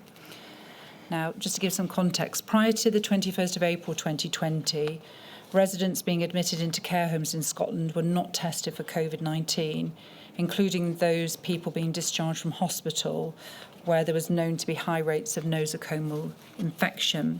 And we can see Ms Sturgeon details that this was in part due to limited availability of testing capacity in March of 2020. Now, can I ask you, certainly the inquiry has much evidence from the COVID bereaved groups, and a significant issue for the COVID bereaved, and particularly the Scottish COVID bereaved, are the fact that many of the families lost their loved ones because they contracted COVID-19 in care homes. Are you able to assist as to what lessons can be learned from this about the need for increased testing capacity and the prioritisation of available testing capacity at the outset of a future pandemic, especially in settings such as care homes? So I don't think I'm the right person to answer that question, because the decisions made around prioritisation were made by Scottish Government in accordance with guidance and probably the science that existed at that time. Our role was to operationalise those decisions. In March 2020, there was a paucity of test reagents across, coming in from any environment that I could see. I certainly was engaged with one supplier who was making allocations on a UK basis, and we had clinicians who were very much asking for those reagents because they had analysers who could do more tests if the reagents were available. That's particularly the Roche analyser. So the constraints were not just necessarily, I think, a point of the ability to scale up and do more, but the constraint of testing was also about the manufacture of testing. And as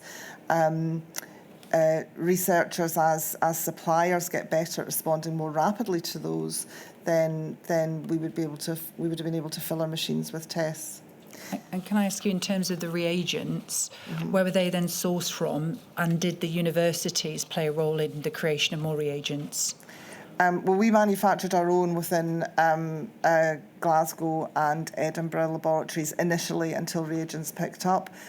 We sought to secure more reagents from suppliers, and then as the pandemic increased, lots of suppliers were then making particular tests or the PCR tests available. Thank you. I don't know the precise numbers. Okay. Here Thank today. you. Can we then move back into your witness statement, please? And can we go to paragraph 134 at page 45, please? Now, you detail within the witness statement the Scottish National Blood Transfusion Service, but particularly, I think the testing through that service had identified an issue in respect of asymptomatic transmission. Yep. And you tell us at paragraph 134 that the samples provided for testing from the 17th of March 2020 had identified essentially that 2.1% and 7.6% had COVID-19 despite being fit and healthy at the time of donation, which suggested a prevalence of prior infection of around 5% of the healthy Scottish population, which was in excess of the number of people reporting clinical infection and commensurate with what we later learned about the incidence of asymptomatic infection. Do you agree, first of all, that these findings were a useful data source coming at an early stage of the pandemic that helped inform understanding about the prevalence of asymptomatic infection? Yes. And can you help us, how are those findings shared and utilised in decision-making in Scotland? So they were a published paper. They would have been reported in through the scientific group. They would be one part of decision making, I guess. Again, not for me to make decisions around that space, but would have been one part of the science that would be used in addition to wastewater testing and so on. Thank you. But in particular, though, this data that was identified from testing, are you able to help as to why that data was not taken more seriously earlier in Scotland? So I don't know that it wasn't taken seriously. If you're, I'm not quite sure what the inference is there. If you're asking why was asymptomatic testing not commenced on the basis of this data alone, I think there would be other factors to consider, such as at that time the availability of testing overall, the stage of the pandemic, what scientific advice was being given about asymptomatic testing, and other factors other than that, than this piece of information. Thank you. Can we then please move to your paragraph 201, please, at page 59? And you've helpfully set out from paragraph 201 to 208 a section that deals with testing of health and social care staff. Can we please move to paragraph 202? You detail there that in July of 2020, the NSS COVID-19 testing teams offered support to care homes managing staff testing regimes. As part of the UK Pillar 2 testing programme, care homes could order PCR test kits using an online ordering portal. Tests were delivered directly to care homes and collected on the day of sampling by couriers. Are you able to assist why there was why the offer was not given in relation to supporting the testing of residents as well at that time? No, sorry. The decisions on made who to be tested and who had access to testing was made by Scottish Government. But are you able to help us as to what were the advantages of NSS supporting care homes in managing staff testing regimes? We provided a local support, ensuring that the testing kits reached them, but also a local conduit to answer any queries that they had, or to seek test results that had maybe gone missing. If the care home managers had any questions regarding testing, then we provided a local support to that. The service we offered. Thank you. Can you assist whether NSS or you had awareness prior to July 2020 of care homes having difficulties in managing staff testing regimes? They didn't have difficult. They were given. They were busy, and sometimes staff perhaps didn't fill out the test properly, or they didn't fill the form out properly, or those kinds of things. They didn't have. There was more staff. Also, we conducted a survey later on. In my statement, I referred to it, which discovered there was actually more staff in care homes than had initially been identified. So it was really day-to-day operational issues that caused them difficulties and challenges, rather than anything with the system that was set up. And we gave them a place to contact to discuss those, and also, as I've said, used MTUs who are passing to drop off test kits and pick them up on the way back again. Ms Morgan, I hope you don't mind me pursuing the topic to see if you can assist us any further. because it's a particular concern and experience of the bereaved, and particularly the Scottish COVID bereaved, that patients were transferred within hospitals between wards and units without having been tested for COVID. Are you able to assist as to what, if any, guidance was put in place to ensure that patients were tested before being moved within hospital settings? I'm sorry, I don't have that directly to hand. I know that our high team were heavily involved in providing guidance on all of these matters, but I don't have that to hand, I'm sorry. Thank you. And again, please forgive me for pursuing this question also, again, linked to the experience of the Scottish COVID bereaved, that staff also were able to move throughout hospitals without having been tested. Ms Morgan, can you assist at all as to what, if any, guidance was issued to staff to help avoid staff members transmitting COVID throughout the hospital? Yeah, whilst I can't recall the precise details of it, staff in hospitals, as in care homes, were asked to test at particular times. I think that it was twice weekly, or I can't remember what the heightened piece was, but particularly doing PCR testing initially, and then LFDs when they became available at regular intervals until that was stepped down. So that was the basis of testing. Thank you. Can we next move to the section that deals with contact tracing, please? It's paragraph 232, where it starts at page 65. And you helpfully provide much detail about how the National Contact Tracing Centre operated. Essentially, local contact tracing was essentially the model that operated through Scotland. Is that correct? Yes. And so the detail is in there as to how it operated, particularly in Scotland, using local teams. Yes. But can I ask you in particular just a question based on your paragraph 294, please, at page 81? And it's linked to the training of the contact tracers. And can you give us some idea about how much recruitment there needed to be to scale up contact tracing in Scotland first, please? Yeah, so I don't know how many contact tracers there were in local health boards, but nationally, NSS recruited 750 contact tracers onto NHS, I suppose, temporary contracts. 800 bank staff were also trained and recruited to support contact tracing, to work at times of increased activity or to cover absences. And we also engaged and trained 1,000 contractors, so private sector call handling Thank staff. you. Can I just ask for clarification, because at paragraph 294 you're dealing with impact assessments, and you say this: the training of the newly recruited contact tracers was not in scope for the purposes of the impact assessment and the broader Public Health Scotland Track Equality and Human Rights impact assessment of the DHI tracing tool. Trace, Isolate and Support programme was reviewed and impact assessed separately.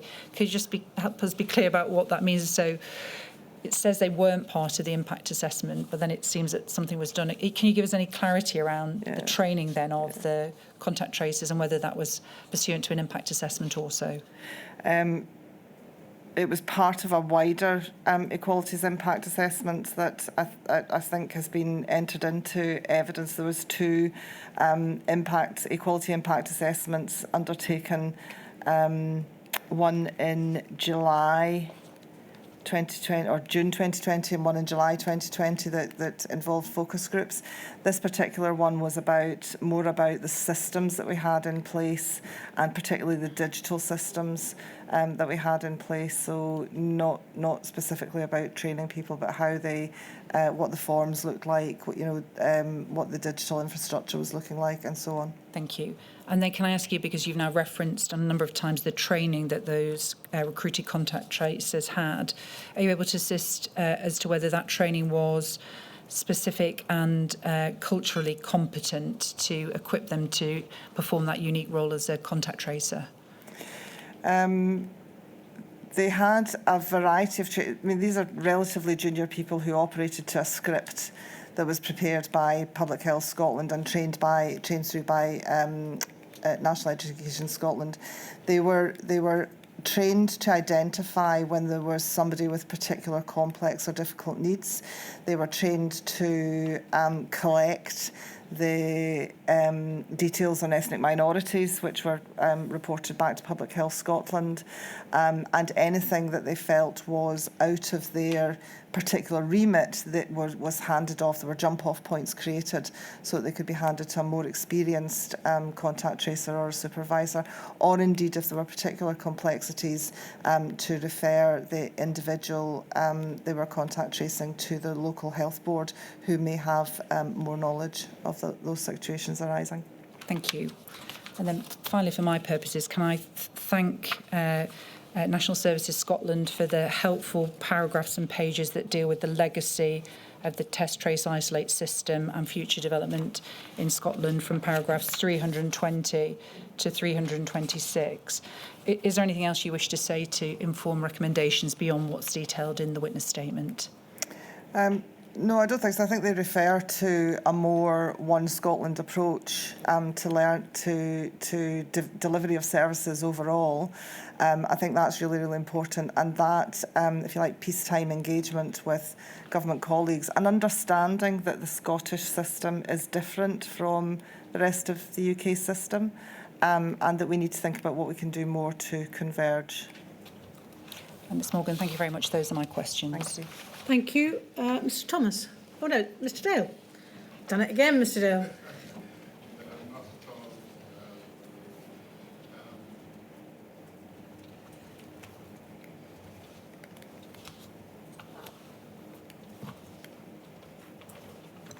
Thank you, Melody. Ms Morgan, I ask questions on behalf of FEMO, the Federation of Ethnic Minority Healthcare Organizations, and I have just one topic that I want to explore with you. At page 80 of your witness statement, you report, following an equality impact assessment focus group meeting in July 2020, that the NHS had an action to develop useful infographics to clarify that contact with the National Contact Tracing Centre is confidential and that no information will be shared with the police. It was noted that the infographic produced could be shared with local support groups. However, this action was not implemented. FEMO is keen to understand why such a seemingly simple action was not implemented by NHS, given the positive impact that it could have had in raising public awareness and engaging with ethnic minority communities. Okay, thank you for your question. I did explore these actions. There was a few actions that weren't undertaken by NSS, so I did look into these in preparation for being here today. So thank you for your question. It is seemingly simple, but I don't think it is as seemingly simple. I spoke to our equality and diversity lead within NHS National Services Scotland, and she advised me that on reflection, this was a wider issue than for the National Contact Centre and for NSS alone. The development of infographics is something that needs marketing, it needs skill in itself. This was a particular conversation in relation to gender violence, particularly women who are involved in sex trafficking or sex workers, and that's what surrounded that conversation. So it wasn't implemented, it wasn't taken forward simply because it was thought to be much wider, that the information governance considerations would be considered in a more broad group, and the fact that there were other actions in relation to national contact tracing that were implemented, such as jump-off points, such as the revision of scripts to reflect some of the pieces that were identified from that particular or those particular equalities focus groups. Very well, thank you. Thank you. Thank you, Mr Dale. Mr Weatherby, who's just there. Thank you. I ask questions on behalf of the COVID Brief Families for Justice UK group, and just two short topics. At paragraph 154 of your statement, you referred to making contact with the 14 territorial health boards in June of 2022 regarding shared learning. And you refer to a number of challenges to patient and staff testing results, including difficulties applying lateral flow device results to patient records, which often involved making annotations to paper files, and difficulties of staff reporting LFD results into the national portal. And I know that you gave evidence earlier about the PCR results and how the electronic transfer of the information worked apparently well. But in terms of the LFD results, are you able to help us, first of all, with why those issues weren't identified earlier than June of 2022, so that steps could have been taken to address them earlier in the pandemic? Yeah, so, I mean, more broadly, point-of-care testing is difficult to get into notes unless people would handwrite the outcomes simply because they're at the point of care. They tend not to be linked into the formal information systems that are digital and electronic. In terms of identifying them earlier, this was an opportunity for lessons learned, so it will have triggered people to have thought about what could be better for them and what could be improved. And one of the recommendations you may have seen later in my statement arising from the clinical group that was looking at assay development was to focus more on point of care testing and the issues surrounding that. So we've already appointed a point of care lead specifically to do those things. Okay, but I mean, just to go back to the point about earlier. I mean, the evidence you gave about the PCR test results and the seamless way that the information was transferred. Wouldn't it have been more obvious, because of that the LFD results, in particular regarding the staff reporting, was a problem well before June 2022? So I don't know about staff reporting. I thought they were talking here specifically about patient care. So staff reporting was reported through the portal. Yeah. And that's how that was done, and therefore would go into contact tracing and people who looked at that. But for patients, particularly those who are arriving in accident emergency department and having their LFDs undertaken, it would be difficult to get that into any information system. As you said, yes. Okay, I'm just working from the information in your statement. But can you help us? Generally, if there are difficulties in transferring the information, either in relation to patients or to staff through the national portal, presumably that would have had an impact on the Test and Protect, or the TTIS programme, with respect to both patients and staff. The speed in which the information gets onto the records. I don't know how they recorded that. They would have wanted that to have been highlighted in a patient's note and record, so that there was evidence that had been done in reference to previous questions about patients moving through the system. I don't know how point of care testing results get included within testing reporting in that way. I'm sorry, I can't help with that.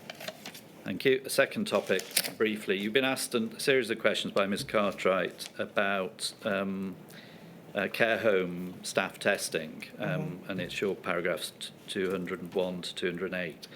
And you've spoken already about NSS offering support to care home staff testing in, I think, July of 2020.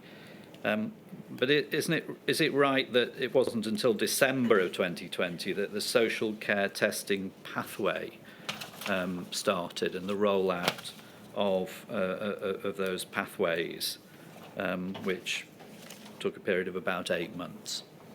Yeah, so that coincided mainly with the setting up of the regional test centres, and the decision made to transfer social care including care homes, staff, patients, visitors, onto that Pillar 1, so away from the UK Pillar 2 and into Pillar 1.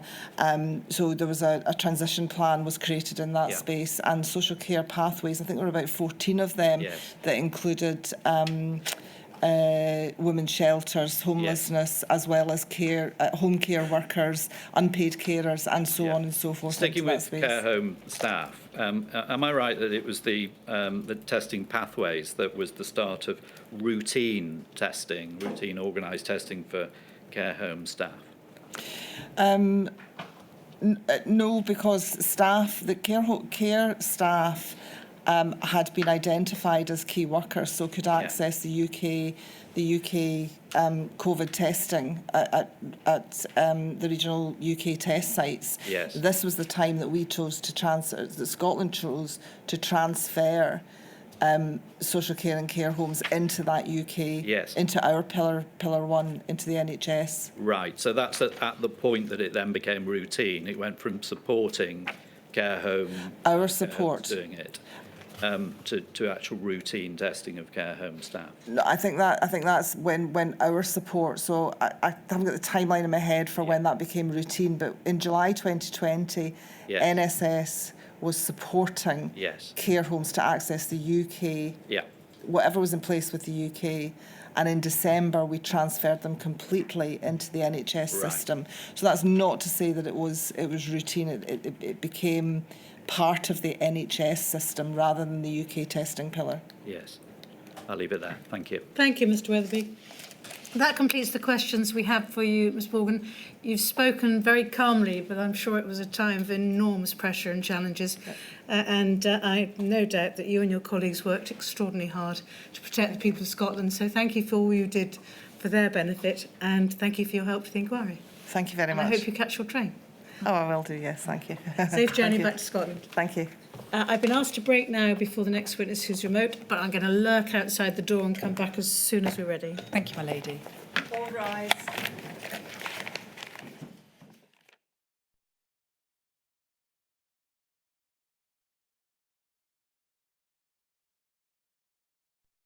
We won't be able to do a quick test, unfortunately, otherwise it will be broadcast. Oh, okay. Lady, the witness over the link is Ms. Caroline Lamb. Could I ask for her to be affirmed, please? Good afternoon, Miss Lamb. Can you see and hear me? I can, thank you. Yes, I'm going to take you through the affirmation. If you would like to repeat after me. I do solemnly, sincerely and truly declare and affirm sincerely and truly declare and affirm that the evidence I shall give shall be the truth, the whole truth, and nothing but the truth. Thank you. Slam, thank you for joining us again, and I'm sorry if we've kept you waiting. That's okay. Please, could you give your full name to the inquiry? Yes, I'm Caroline Sarah Lamb. Thank you. Ms. Lamb, you provided a statement dated the 3rd of April of 2025 to Module 7. Can we turn, please, to page 320 of that statement, where we see your signature and statement of truth? And can I ask you to confirm, are the contents of that statement true to the best of your knowledge and belief? Yes, they are. Thank you. Can we then please identify who you are? It's right, isn't it, that you are Director General of Health and Social Care? That's correct. And you've been in the post since January of 2021? Yes. Prior to that, you were Delivery Director for Contact Tracing and Isolation from the 5th of May of 2020 until August of 2020? Yes. And in this role, you worked with local government representatives who had the responsibility for support for isolation to ensure delivery of end-to-end services? Yes, that's correct. Thank you. And I think it's right, isn't it, that you also had a role as Director of Digital Health from January of 2020 till January of 2021? Yes, that's correct. Yes. Ms. Lamb, can we thank you on behalf of Module 7, because it is clear you've given much time and energy to the COVID inquiry. It's right, isn't it, that you provided 8 previous witness statements, 5 of which have been corporate statements, and have given evidence already in 4 earlier modules? Yes, that's correct. Thank you. Ms Lamb, accordingly, there is a huge amount of detail in your witness statement that gives the context as to the roles and responsibility of the department. And so can I take it fairly briefly with you, please? Can we first of all go to your paragraph 7, please, at page 3? Just to give some context to your evidence, please. You tell us that a Director General manages a number of directorates and agencies which are responsible for proposing legislation and putting Scottish Government policy into practice. You are, as we know, the Director General for Health and Social Care, and the direct reporting line for you is to your portfolio DG, but you also report directly to the Permanent Secretary and to ministers. Is that correct? Yes, what that actually indicates is the direct reporting line for a director is to me. I'm the portfolio DG, but directors can also report directly to the Permanent Secretary and to ministers. I'm responsible to the Permanent Secretary and to ministers. Thank you very much. And then can we then briefly look to identify how the directorates changed in the pandemic? Can we move forward to paragraph 16?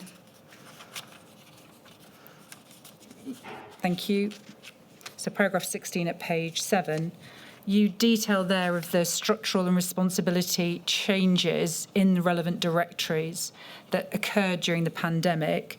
And I think significantly, the Directorate for Test and Protect that was created in April 2020 and the Directorate for COVID Public Health that was created in June of 2020. Is that correct? Yes, that's correct. Thank you. And you give the full history to the evolution of those. Can I then briefly, because they're helpful tables, identify the summary of advice that the Health and Social Care Directorate provided?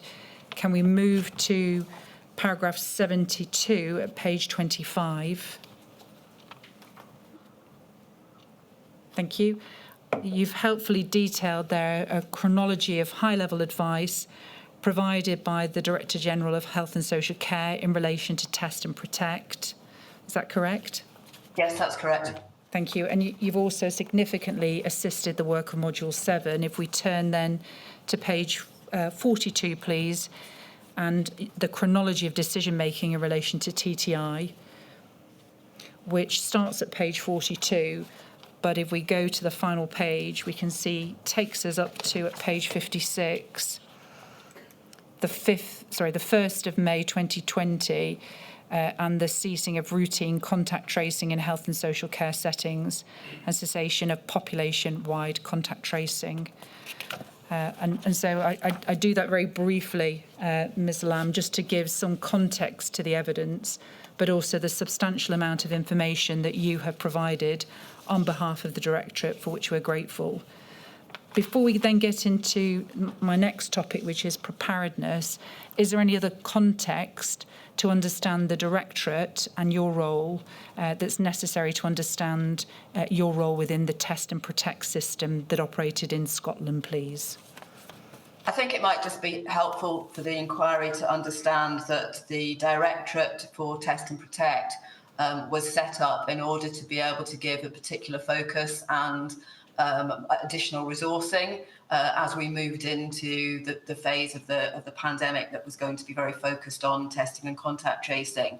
And as you've already identified, I took up post as Director for contact tracing and isolation delivery early in May and was in that position until August. So it's quite a short period of time, which was very much about establishing the systems and the processes.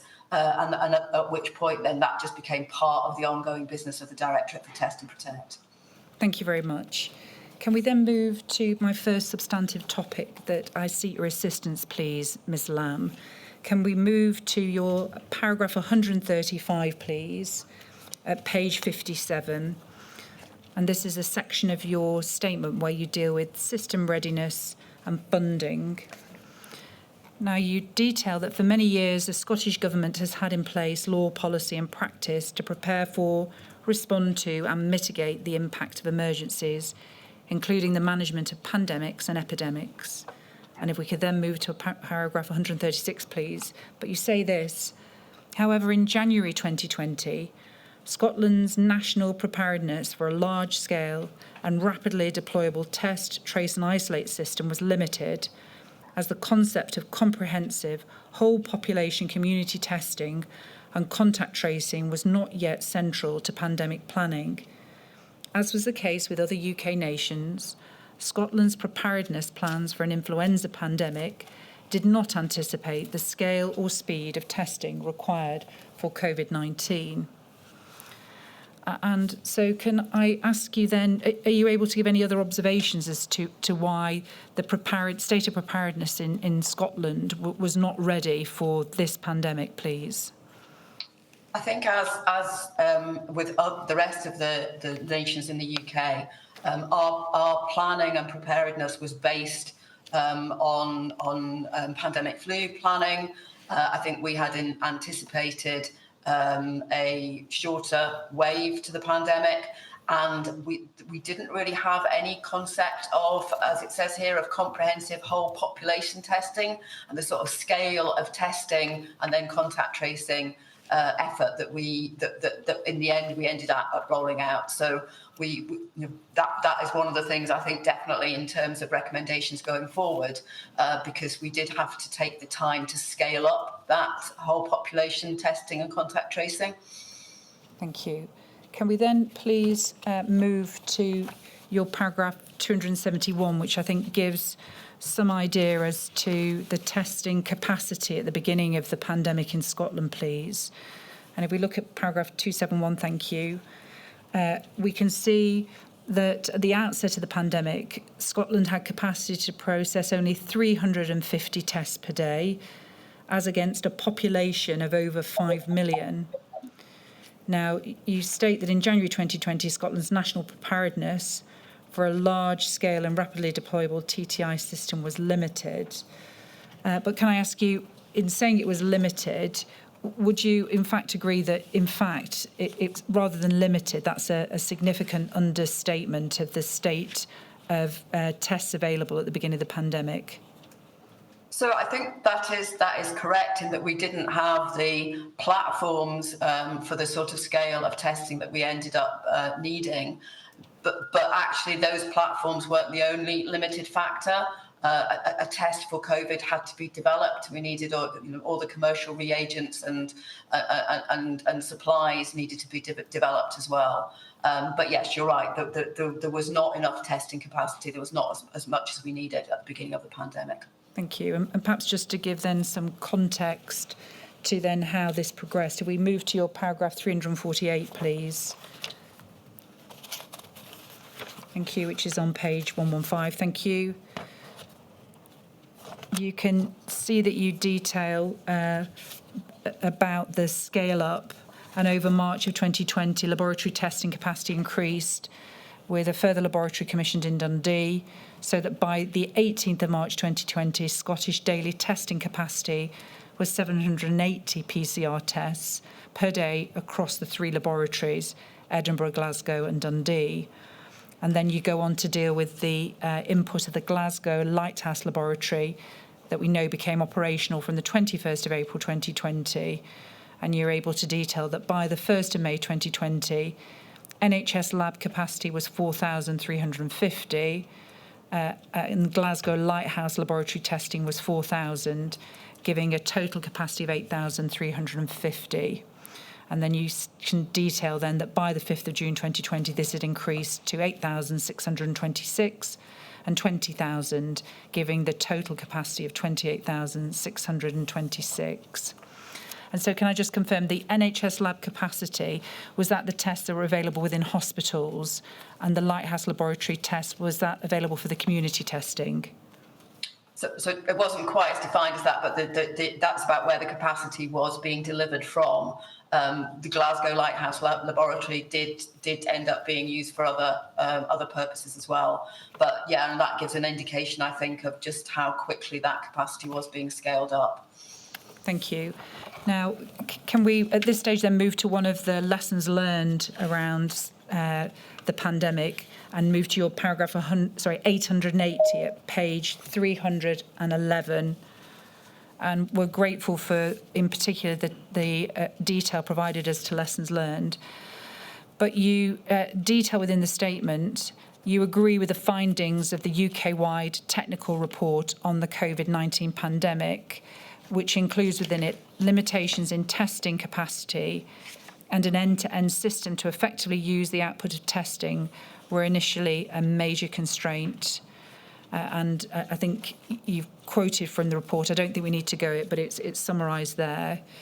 Can I ask you, given this major constraint that's identified within the technical report that's accepted by the department, do you agree that more should have been done to prepare for a pandemic emergency, including through the availability of greater testing capacity, availability of vital data, as well as measures such as contact tracing?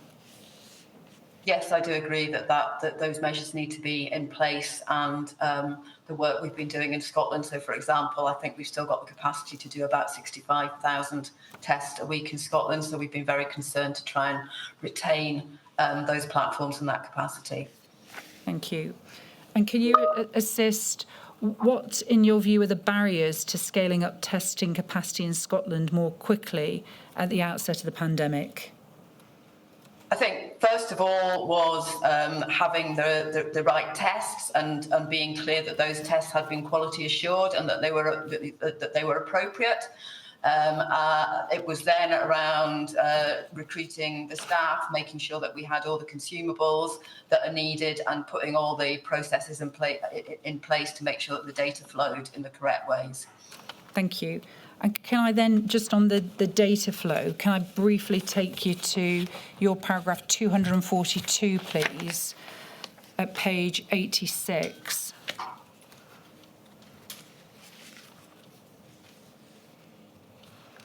In fact, I'll start with paragraph 241.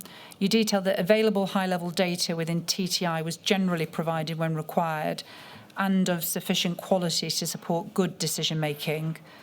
Whilst there were specific technical issues, as described above, other technical challenges were generally short-lived. But then can I just seek the operation of what you tell us at the next paragraph?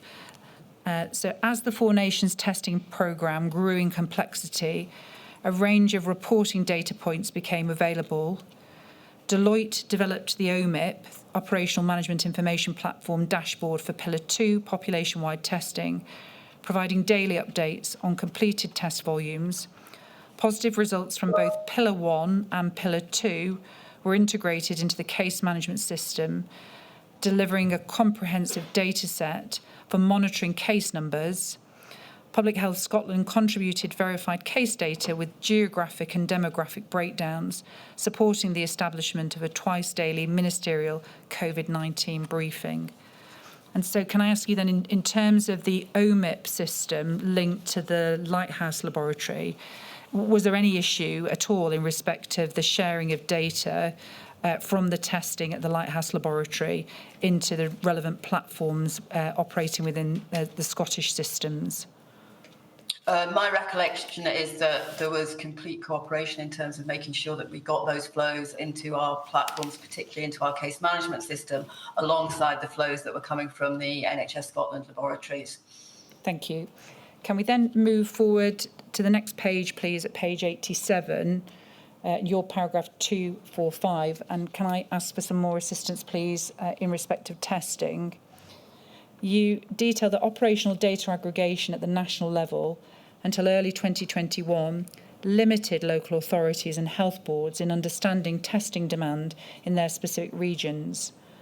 Public Health Scotland launched a targeted community testing dashboard with data flowing from the Deloitte dashboard to enable local partnership areas, local authorities, NHS territorial boards, to prioritise targeted community testing resources and support local decision-making. The data on this dashboard included the number of symptomatic and asymptomatic tests conducted and cases found by TCT mobile testing unit testing and asymptomatic tests conducted and cases found by community asymptomatic testing using lateral flow tests. Can you assist and provide an example of how local authorities and NHS boards utilise the data from the targeted community testing dashboard to adapt their testing strategies in response to the specific needs of ethnic minority communities, please? Yes, so the targeted community testing dashboard was intended and did help local authorities and health boards to understand where they were experiencing spikes or whether there was a high prevalence in particular areas. So one example that I would give you was in Glasgow, where we worked together with the Central Mosque to deliver a testing station within the mosque in order to help minority ethnic communities to more easily engage with the testing programme. Thank you. Can I ask you, did that in any way impact the rollout of prioritised tests for healthcare workers? Excuse me. No. The programmes ran alongside each other. So we were focused, we had our priority groups for testing, and our targeted community testing was around trying to make sure that we were focusing on areas, as I said, where there appeared to be a high prevalence of COVID. Thank you. And can I ask, did the targeted community testing dashboard data facilitate more equitable resource allocation across Scotland's diverse communities? So the dashboard was absolutely intended to enable us to shift our testing resource towards the areas that appeared to be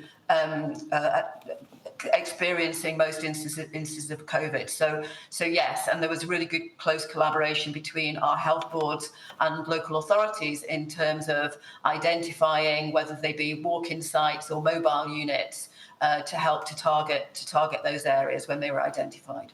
Thank you. And are you able to assist us to how the insight gains from using the targeted community testing dashboard shaped Scotland's long-term approach to targeted community testing, particularly in terms of reaching ethnic minority groups? I think that data, together with other data, helped us to understand the ways in which we needed to ensure that our communications with different groups, particularly minority ethnic groups, were really good and strong, that they were trusted communications that would encourage people to engage with the Test and Protect programme.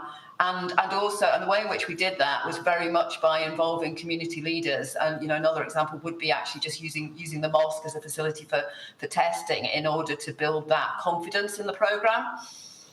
Thank you. And are you able to assist whether there was any lasting changes in how data was used to inform testing strategies for vulnerable communities? I think in terms of lasting changes, we have absolutely, I think, recognised the importance of understanding at a granular level what's happening in communities, and also being able to cut that data in different ways. So being able to identify ethnicity and proportions of people from minority ethnic groups who are testing positive, equally being able to identify age ranges and gender and other factors as well. So I think one thing that we all learned out of COVID was the absolute importance of having good data, getting it joined up really well, and using that to develop insights that help you to improve the services and the response that you're providing. Thank you. Ms Lamb, can I now move to a new topic, please, and it's self-isolation support. And can we move to your paragraph 680, please, which is at page 222 of your statement. Thank you. Now, you indicate at paragraph 680 that the Scottish Government recognised the risk of financial hardship as a barrier to self-isolation. And you say that by the 26th of March 2020, when it added 45 million to the Scottish Welfare Fund to provide crisis grants. However, it then took until the 13th of October 2020 to provide more substantial financial support for those earning the real living wage or less who had to isolate through the introduction of the self-isolation support grants. Do you agree that it was a failure of pandemic planning that provision of such vital financial support was so delayed? I think that it is really important for future pandemics that we further consider how we can provide that financial support to people who are being asked to self-isolate. I think in terms of what we did in Scotland with the Scottish Welfare Fund, that was a well-established arrangement. We did put an extra 45 million into that fund, as I said, well-established, run by local government, been in place since 2013. And we appointed people who were asked to self-isolate, those people who, when they were contacted, either because they'd had a positive test or because they were a contact of an index case, they were asked if they were prepared to share their data with the local authority so that the local authority could proactively contact them and ask them what financial support was needed. I think over and above that, it was really important then that we looked to make sure that there was a mechanism in place for those people who were on lower incomes, so certainly the real living wage or less than that. The Scottish scheme was slightly more generous than that in the rest of the UK, because we wanted to make sure that people weren't being put off self-isolating because of the fact that they would be losing income. Thank you. But can you assist us? And we've examined it with other witnesses as to how the scheme was implemented. But can you assist in terms of the scheme in Scotland, why it took until the 13th of October 2020 for Scotland's self-isolation support grants to be introduced? I'm not sure I can help you on that one. My recollection is that it was to do with the overall funding flows, but I'm not absolutely certain on that. Thank you. Can I then, please, if we just look at some more paragraphs on the self-isolation support grant. You tell us at 681 that the self-isolation support grant provided financial support for those who earned the real living wage or less and who had experienced reduced earnings as a result of them, their child or the person they were caring for being required to self-isolate or stay at home to prevent the spread of COVID-19.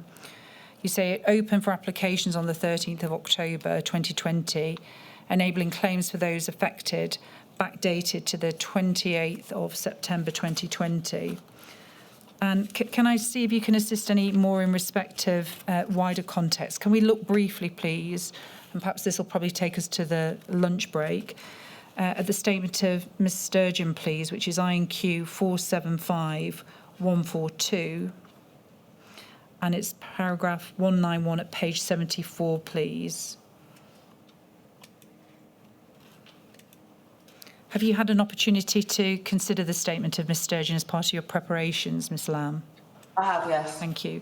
We can see that Ms Sturgeon details in her Module 7 statement, I understood the impacts of COVID-19 were experienced disproportionately by those with different protective characteristics, as set out to me in briefings and submissions provided by policy colleagues. There was evidence that people on lower incomes or insecure work without the protections provided by contractual or statutory sick pay may be impacted the most from a requirement to self-isolate. This may also read across into intersectional considerations, such as the increased risk Black, Asian, minority ethnic or disabled people face with regard to being on lower incomes. My understanding and need to ensure this was forefront of our minds in all decision-making remained throughout the pandemic. Now that gives us a bit more context, but are you able to assist with that clear statement from Ms Sturgeon as to any other detail you can give as to why it took so long for the self-isolation support grant to be implemented in Scotland? I'm sorry, I can't help with that. Thank you. My lady, I'm slightly before the lunch, but I wonder whether that's a convenient... We were planning to sit till 1:15. Oh, brilliant. Well, I'll carry on then on the thing. Thank you. Sorry, the message didn't reach me. Apologies, Miss Lamb. Now, can we then please look at another document, please? INQ 119080. Again, just to give some more context, if we look at page 1 of this document, we can see also that even those entitled to statutory sick pay were still at risk of financial hardship, as highlighted in this report from the TUC, explaining that statutory sick pay is around 1/5 or 90% of average weekly earnings at £504. and that self-isolating for 2 weeks on statutory sick pay would mean losing out on £816. And we can see its details. Living off just statutory sick pay for 2 weeks will push many people into financial hardship. Now, can you assist then any further? Would you agree that financial planning and support for isolation is a significant issue that needs to be addressed in future pandemic planning? Yes, I absolutely agree with that, and I think that so particularly from the perspective as Director General for Health and Social Care, the NHS has a very strong occupational sickness scheme, but we were very conscious that social care workers were not necessarily in the same position, depending on who was their employer, and so the Cabinet Secretary did actually announce in May 2020 that we would establish a social care staff support fund for staff working in social care who may only be entitled to statutory sick pay, and that was absolutely because we wanted to ensure that they were not. There wasn't the fact that their earnings would be reduced was not a barrier to them actually self-isolating. Thank you. And can we then look at another document on the particular impact on social care workers, please? Can we look at INQ 107-206, please? Thank you. And this is a note of a meeting from the 13th of May. Again, it was one of the documents in your pack from 2020. Can we then move in this document to page 4, please? Thank you. I think we can see there that the issue is a particular concern for those working in care homes. It was raised in that meeting of the 13th of May 2020, during which essentially the Scottish Government were informed that workers were afraid of being tested in case they test positive and therefore end up in isolation at home on statutory sick pay. Are you able to assist what lessons can be learned to ensure that care home staff are better supported from the very beginning of a future pandemic? Yes, so I think that the lesson learned from that is that we need to be aware that not all employers have in place an occupational sick pay scheme, and that as a result we need to be ready, as we did on the 27th of May 2020, to set up a scheme that provides support, so that actually that fear of loss of earnings is not a barrier to people self-isolating. I think we need to be prepared for that next time and ready to put such a scheme in place more quickly. Thank you. Can we then please, on the issue of what then the Scottish Government did do, please, can we look please at INQ 103-538? That's 103-538 at page 14, please. Thank you. And we can see at paragraph 14 that the Scottish Government did announce on the 24th of May 2020 that social care workers would receive enhanced sick pay when they were self-isolating following a positive COVID-19 test. Can you help us to, and sorry, this is the statement of Ros Foyer that was provided in Module 2A.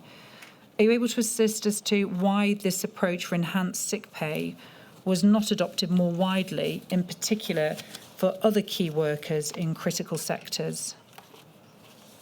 I'm afraid I can't assist you with that. I was focused on what was happening. This DG was focused on what was happening within health and social care. Thank you.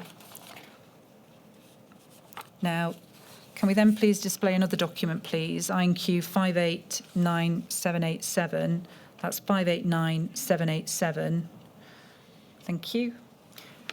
We can see there this is the coronavirus COVID-19 Fair Work Statement. And can we go to page 2? In December of 2020, the Scottish Government issued a COVID-19 Fair Work Statement, which included: our success in managing the virus at this critical stage depends on employers supporting workers to self-isolate and attempt for vaccination when advised to do so, without any financial detriment. And it also details no worker should be financially penalised for following medical advice. Any absence relating to COVID-19 should not affect future sick pay entitlement or other entitlements like holiday or accrued time. How was this monitored and enforced in Scotland to ensure that workers were in fact supported to be tested and self-isolate without detriment? The Fair Work statement is a statement of the way in which Scottish Government expected and encouraged employers to support their workforces, but it is a voluntary statement. It's not in regulation, so it was not possible as a result to either monitor or report on that. Thank you. Can we then please continue with what you tell us about the financial schemes within your witness statement, please? Can we go back to paragraph 699, please, at page 226? That's INQ 587342, page 226, please. Thank you. Now, you tell us, Ms Lamb, within the statement around the Scottish Government being mindful of its duties under the public sector equality duty, including eliminating discrimination and advancing equality of opportunity. Can you assist us to how these duties were in fact operationalised in practice during the design and implementation of the self-isolation support grant in Scotland, please? Yeah, so a full EQIA was carried out on the self-isolation support grant, and that identified a number of groups who are likely to be adversely impacted by requirements to self-isolate, people affected, groups around age, disability, race and gender particularly. And as a result, there were various changes made to the operation of the Scottish self-isolation grant, including looking to extend eligibility of it to parents who had to isolate because their child was needing to isolate, to those who had no recourse to public funds due to their immigration status. And we were also recognised that if we had stuck to the universal credit limits around income, then that would have limited the grant to I think around only about a quarter of the Scottish population. So our eligibility criteria was extended around that as well. Thank you. Can we then look at your paragraph 702, which you've touched upon in giving that answer, please? You detail that the Scottish Government understood the impacts of COVID-19 were experienced disproportionately by those with different protected characteristics. And the Scottish Government also recognised that there were a lot of crossovers between the different groups, and that the scheme was for anyone earning the equivalent of the real living wage or less to get through a period of isolation. It was designed and amended to always reflect the needs of these groups and mitigate financial loss wherever possible by providing targeted financial support. Can I just have clarity about what's meant by targeted financial support, please? Yes, so this was to target financial support, particularly around those people who were earning the real living wage or less, but also to look at some of the circumstances in those groups through the equality impact assessment process and through our learning through that, to make sure that the people who needed it most were absolutely eligible for it. So the example I just quoted around people without recourse to public funds would be one example there. Thank you. But can you assist as to how the Scottish Government assessed whether the grant was reaching the most marginalised groups, including ethnic minority individuals in low-paid or insecure work, or those who had no recourse to public funds? The grant was distributed through local government, and there was we put in place arrangements so that people who were being contacted by contact tracers would be asked if they were happy to share their information, and local government would then get in touch with them. We tried to make it as easy as possible for people to apply by having all the information available on the MyGovScot website. In terms of who was getting it, I think that information would be held by local authorities. I do know that we awarded around 78.8 million, and that impacted 152,000 workers in those low-paid categories. Thank you. And can you assist, was specific analysis carried out to evaluate the level of uptake of the grant among the most vulnerable communities? Obviously, you've just given an idea as to how much was issued, but was there specific analysis as to take up? There was an impact assessment carried out, yes. Okay, thank you. And then can we look, please, at your paragraph 703? You detail the development of the discretionary element of the grant to include individuals with no recourse to public funds, many of whom were from marginalised groups. Can you help, given the systemic barriers faced by this population, including a lack of entitlement to mainstream benefits and potential hesitancy around engaging with government services, how did the Scottish Government address those barriers? So we attempted to address those barriers through communication. So we had self-isolation and fact sheets that were produced, I think, in the end in about 27 different languages. We ensured that they were directed through door drops using the advice of stakeholders from various groups, local community leaders and our local authorities who have a good understanding of their communities.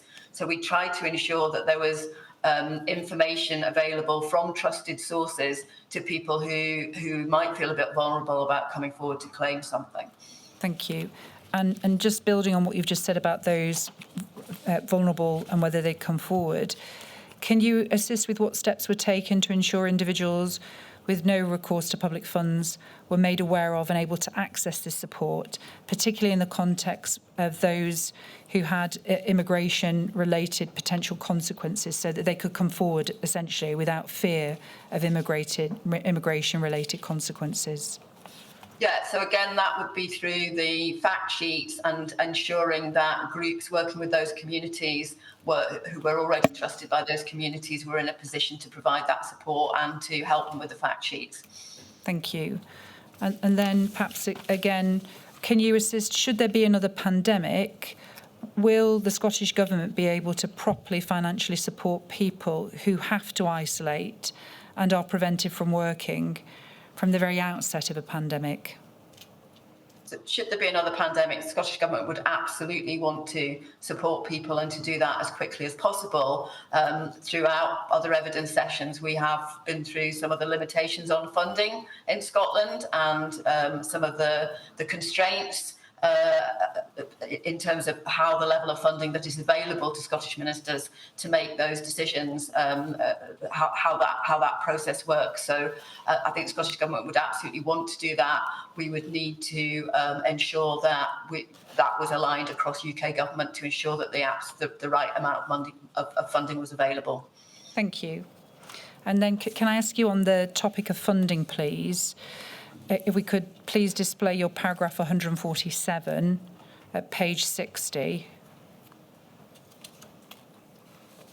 Thank you.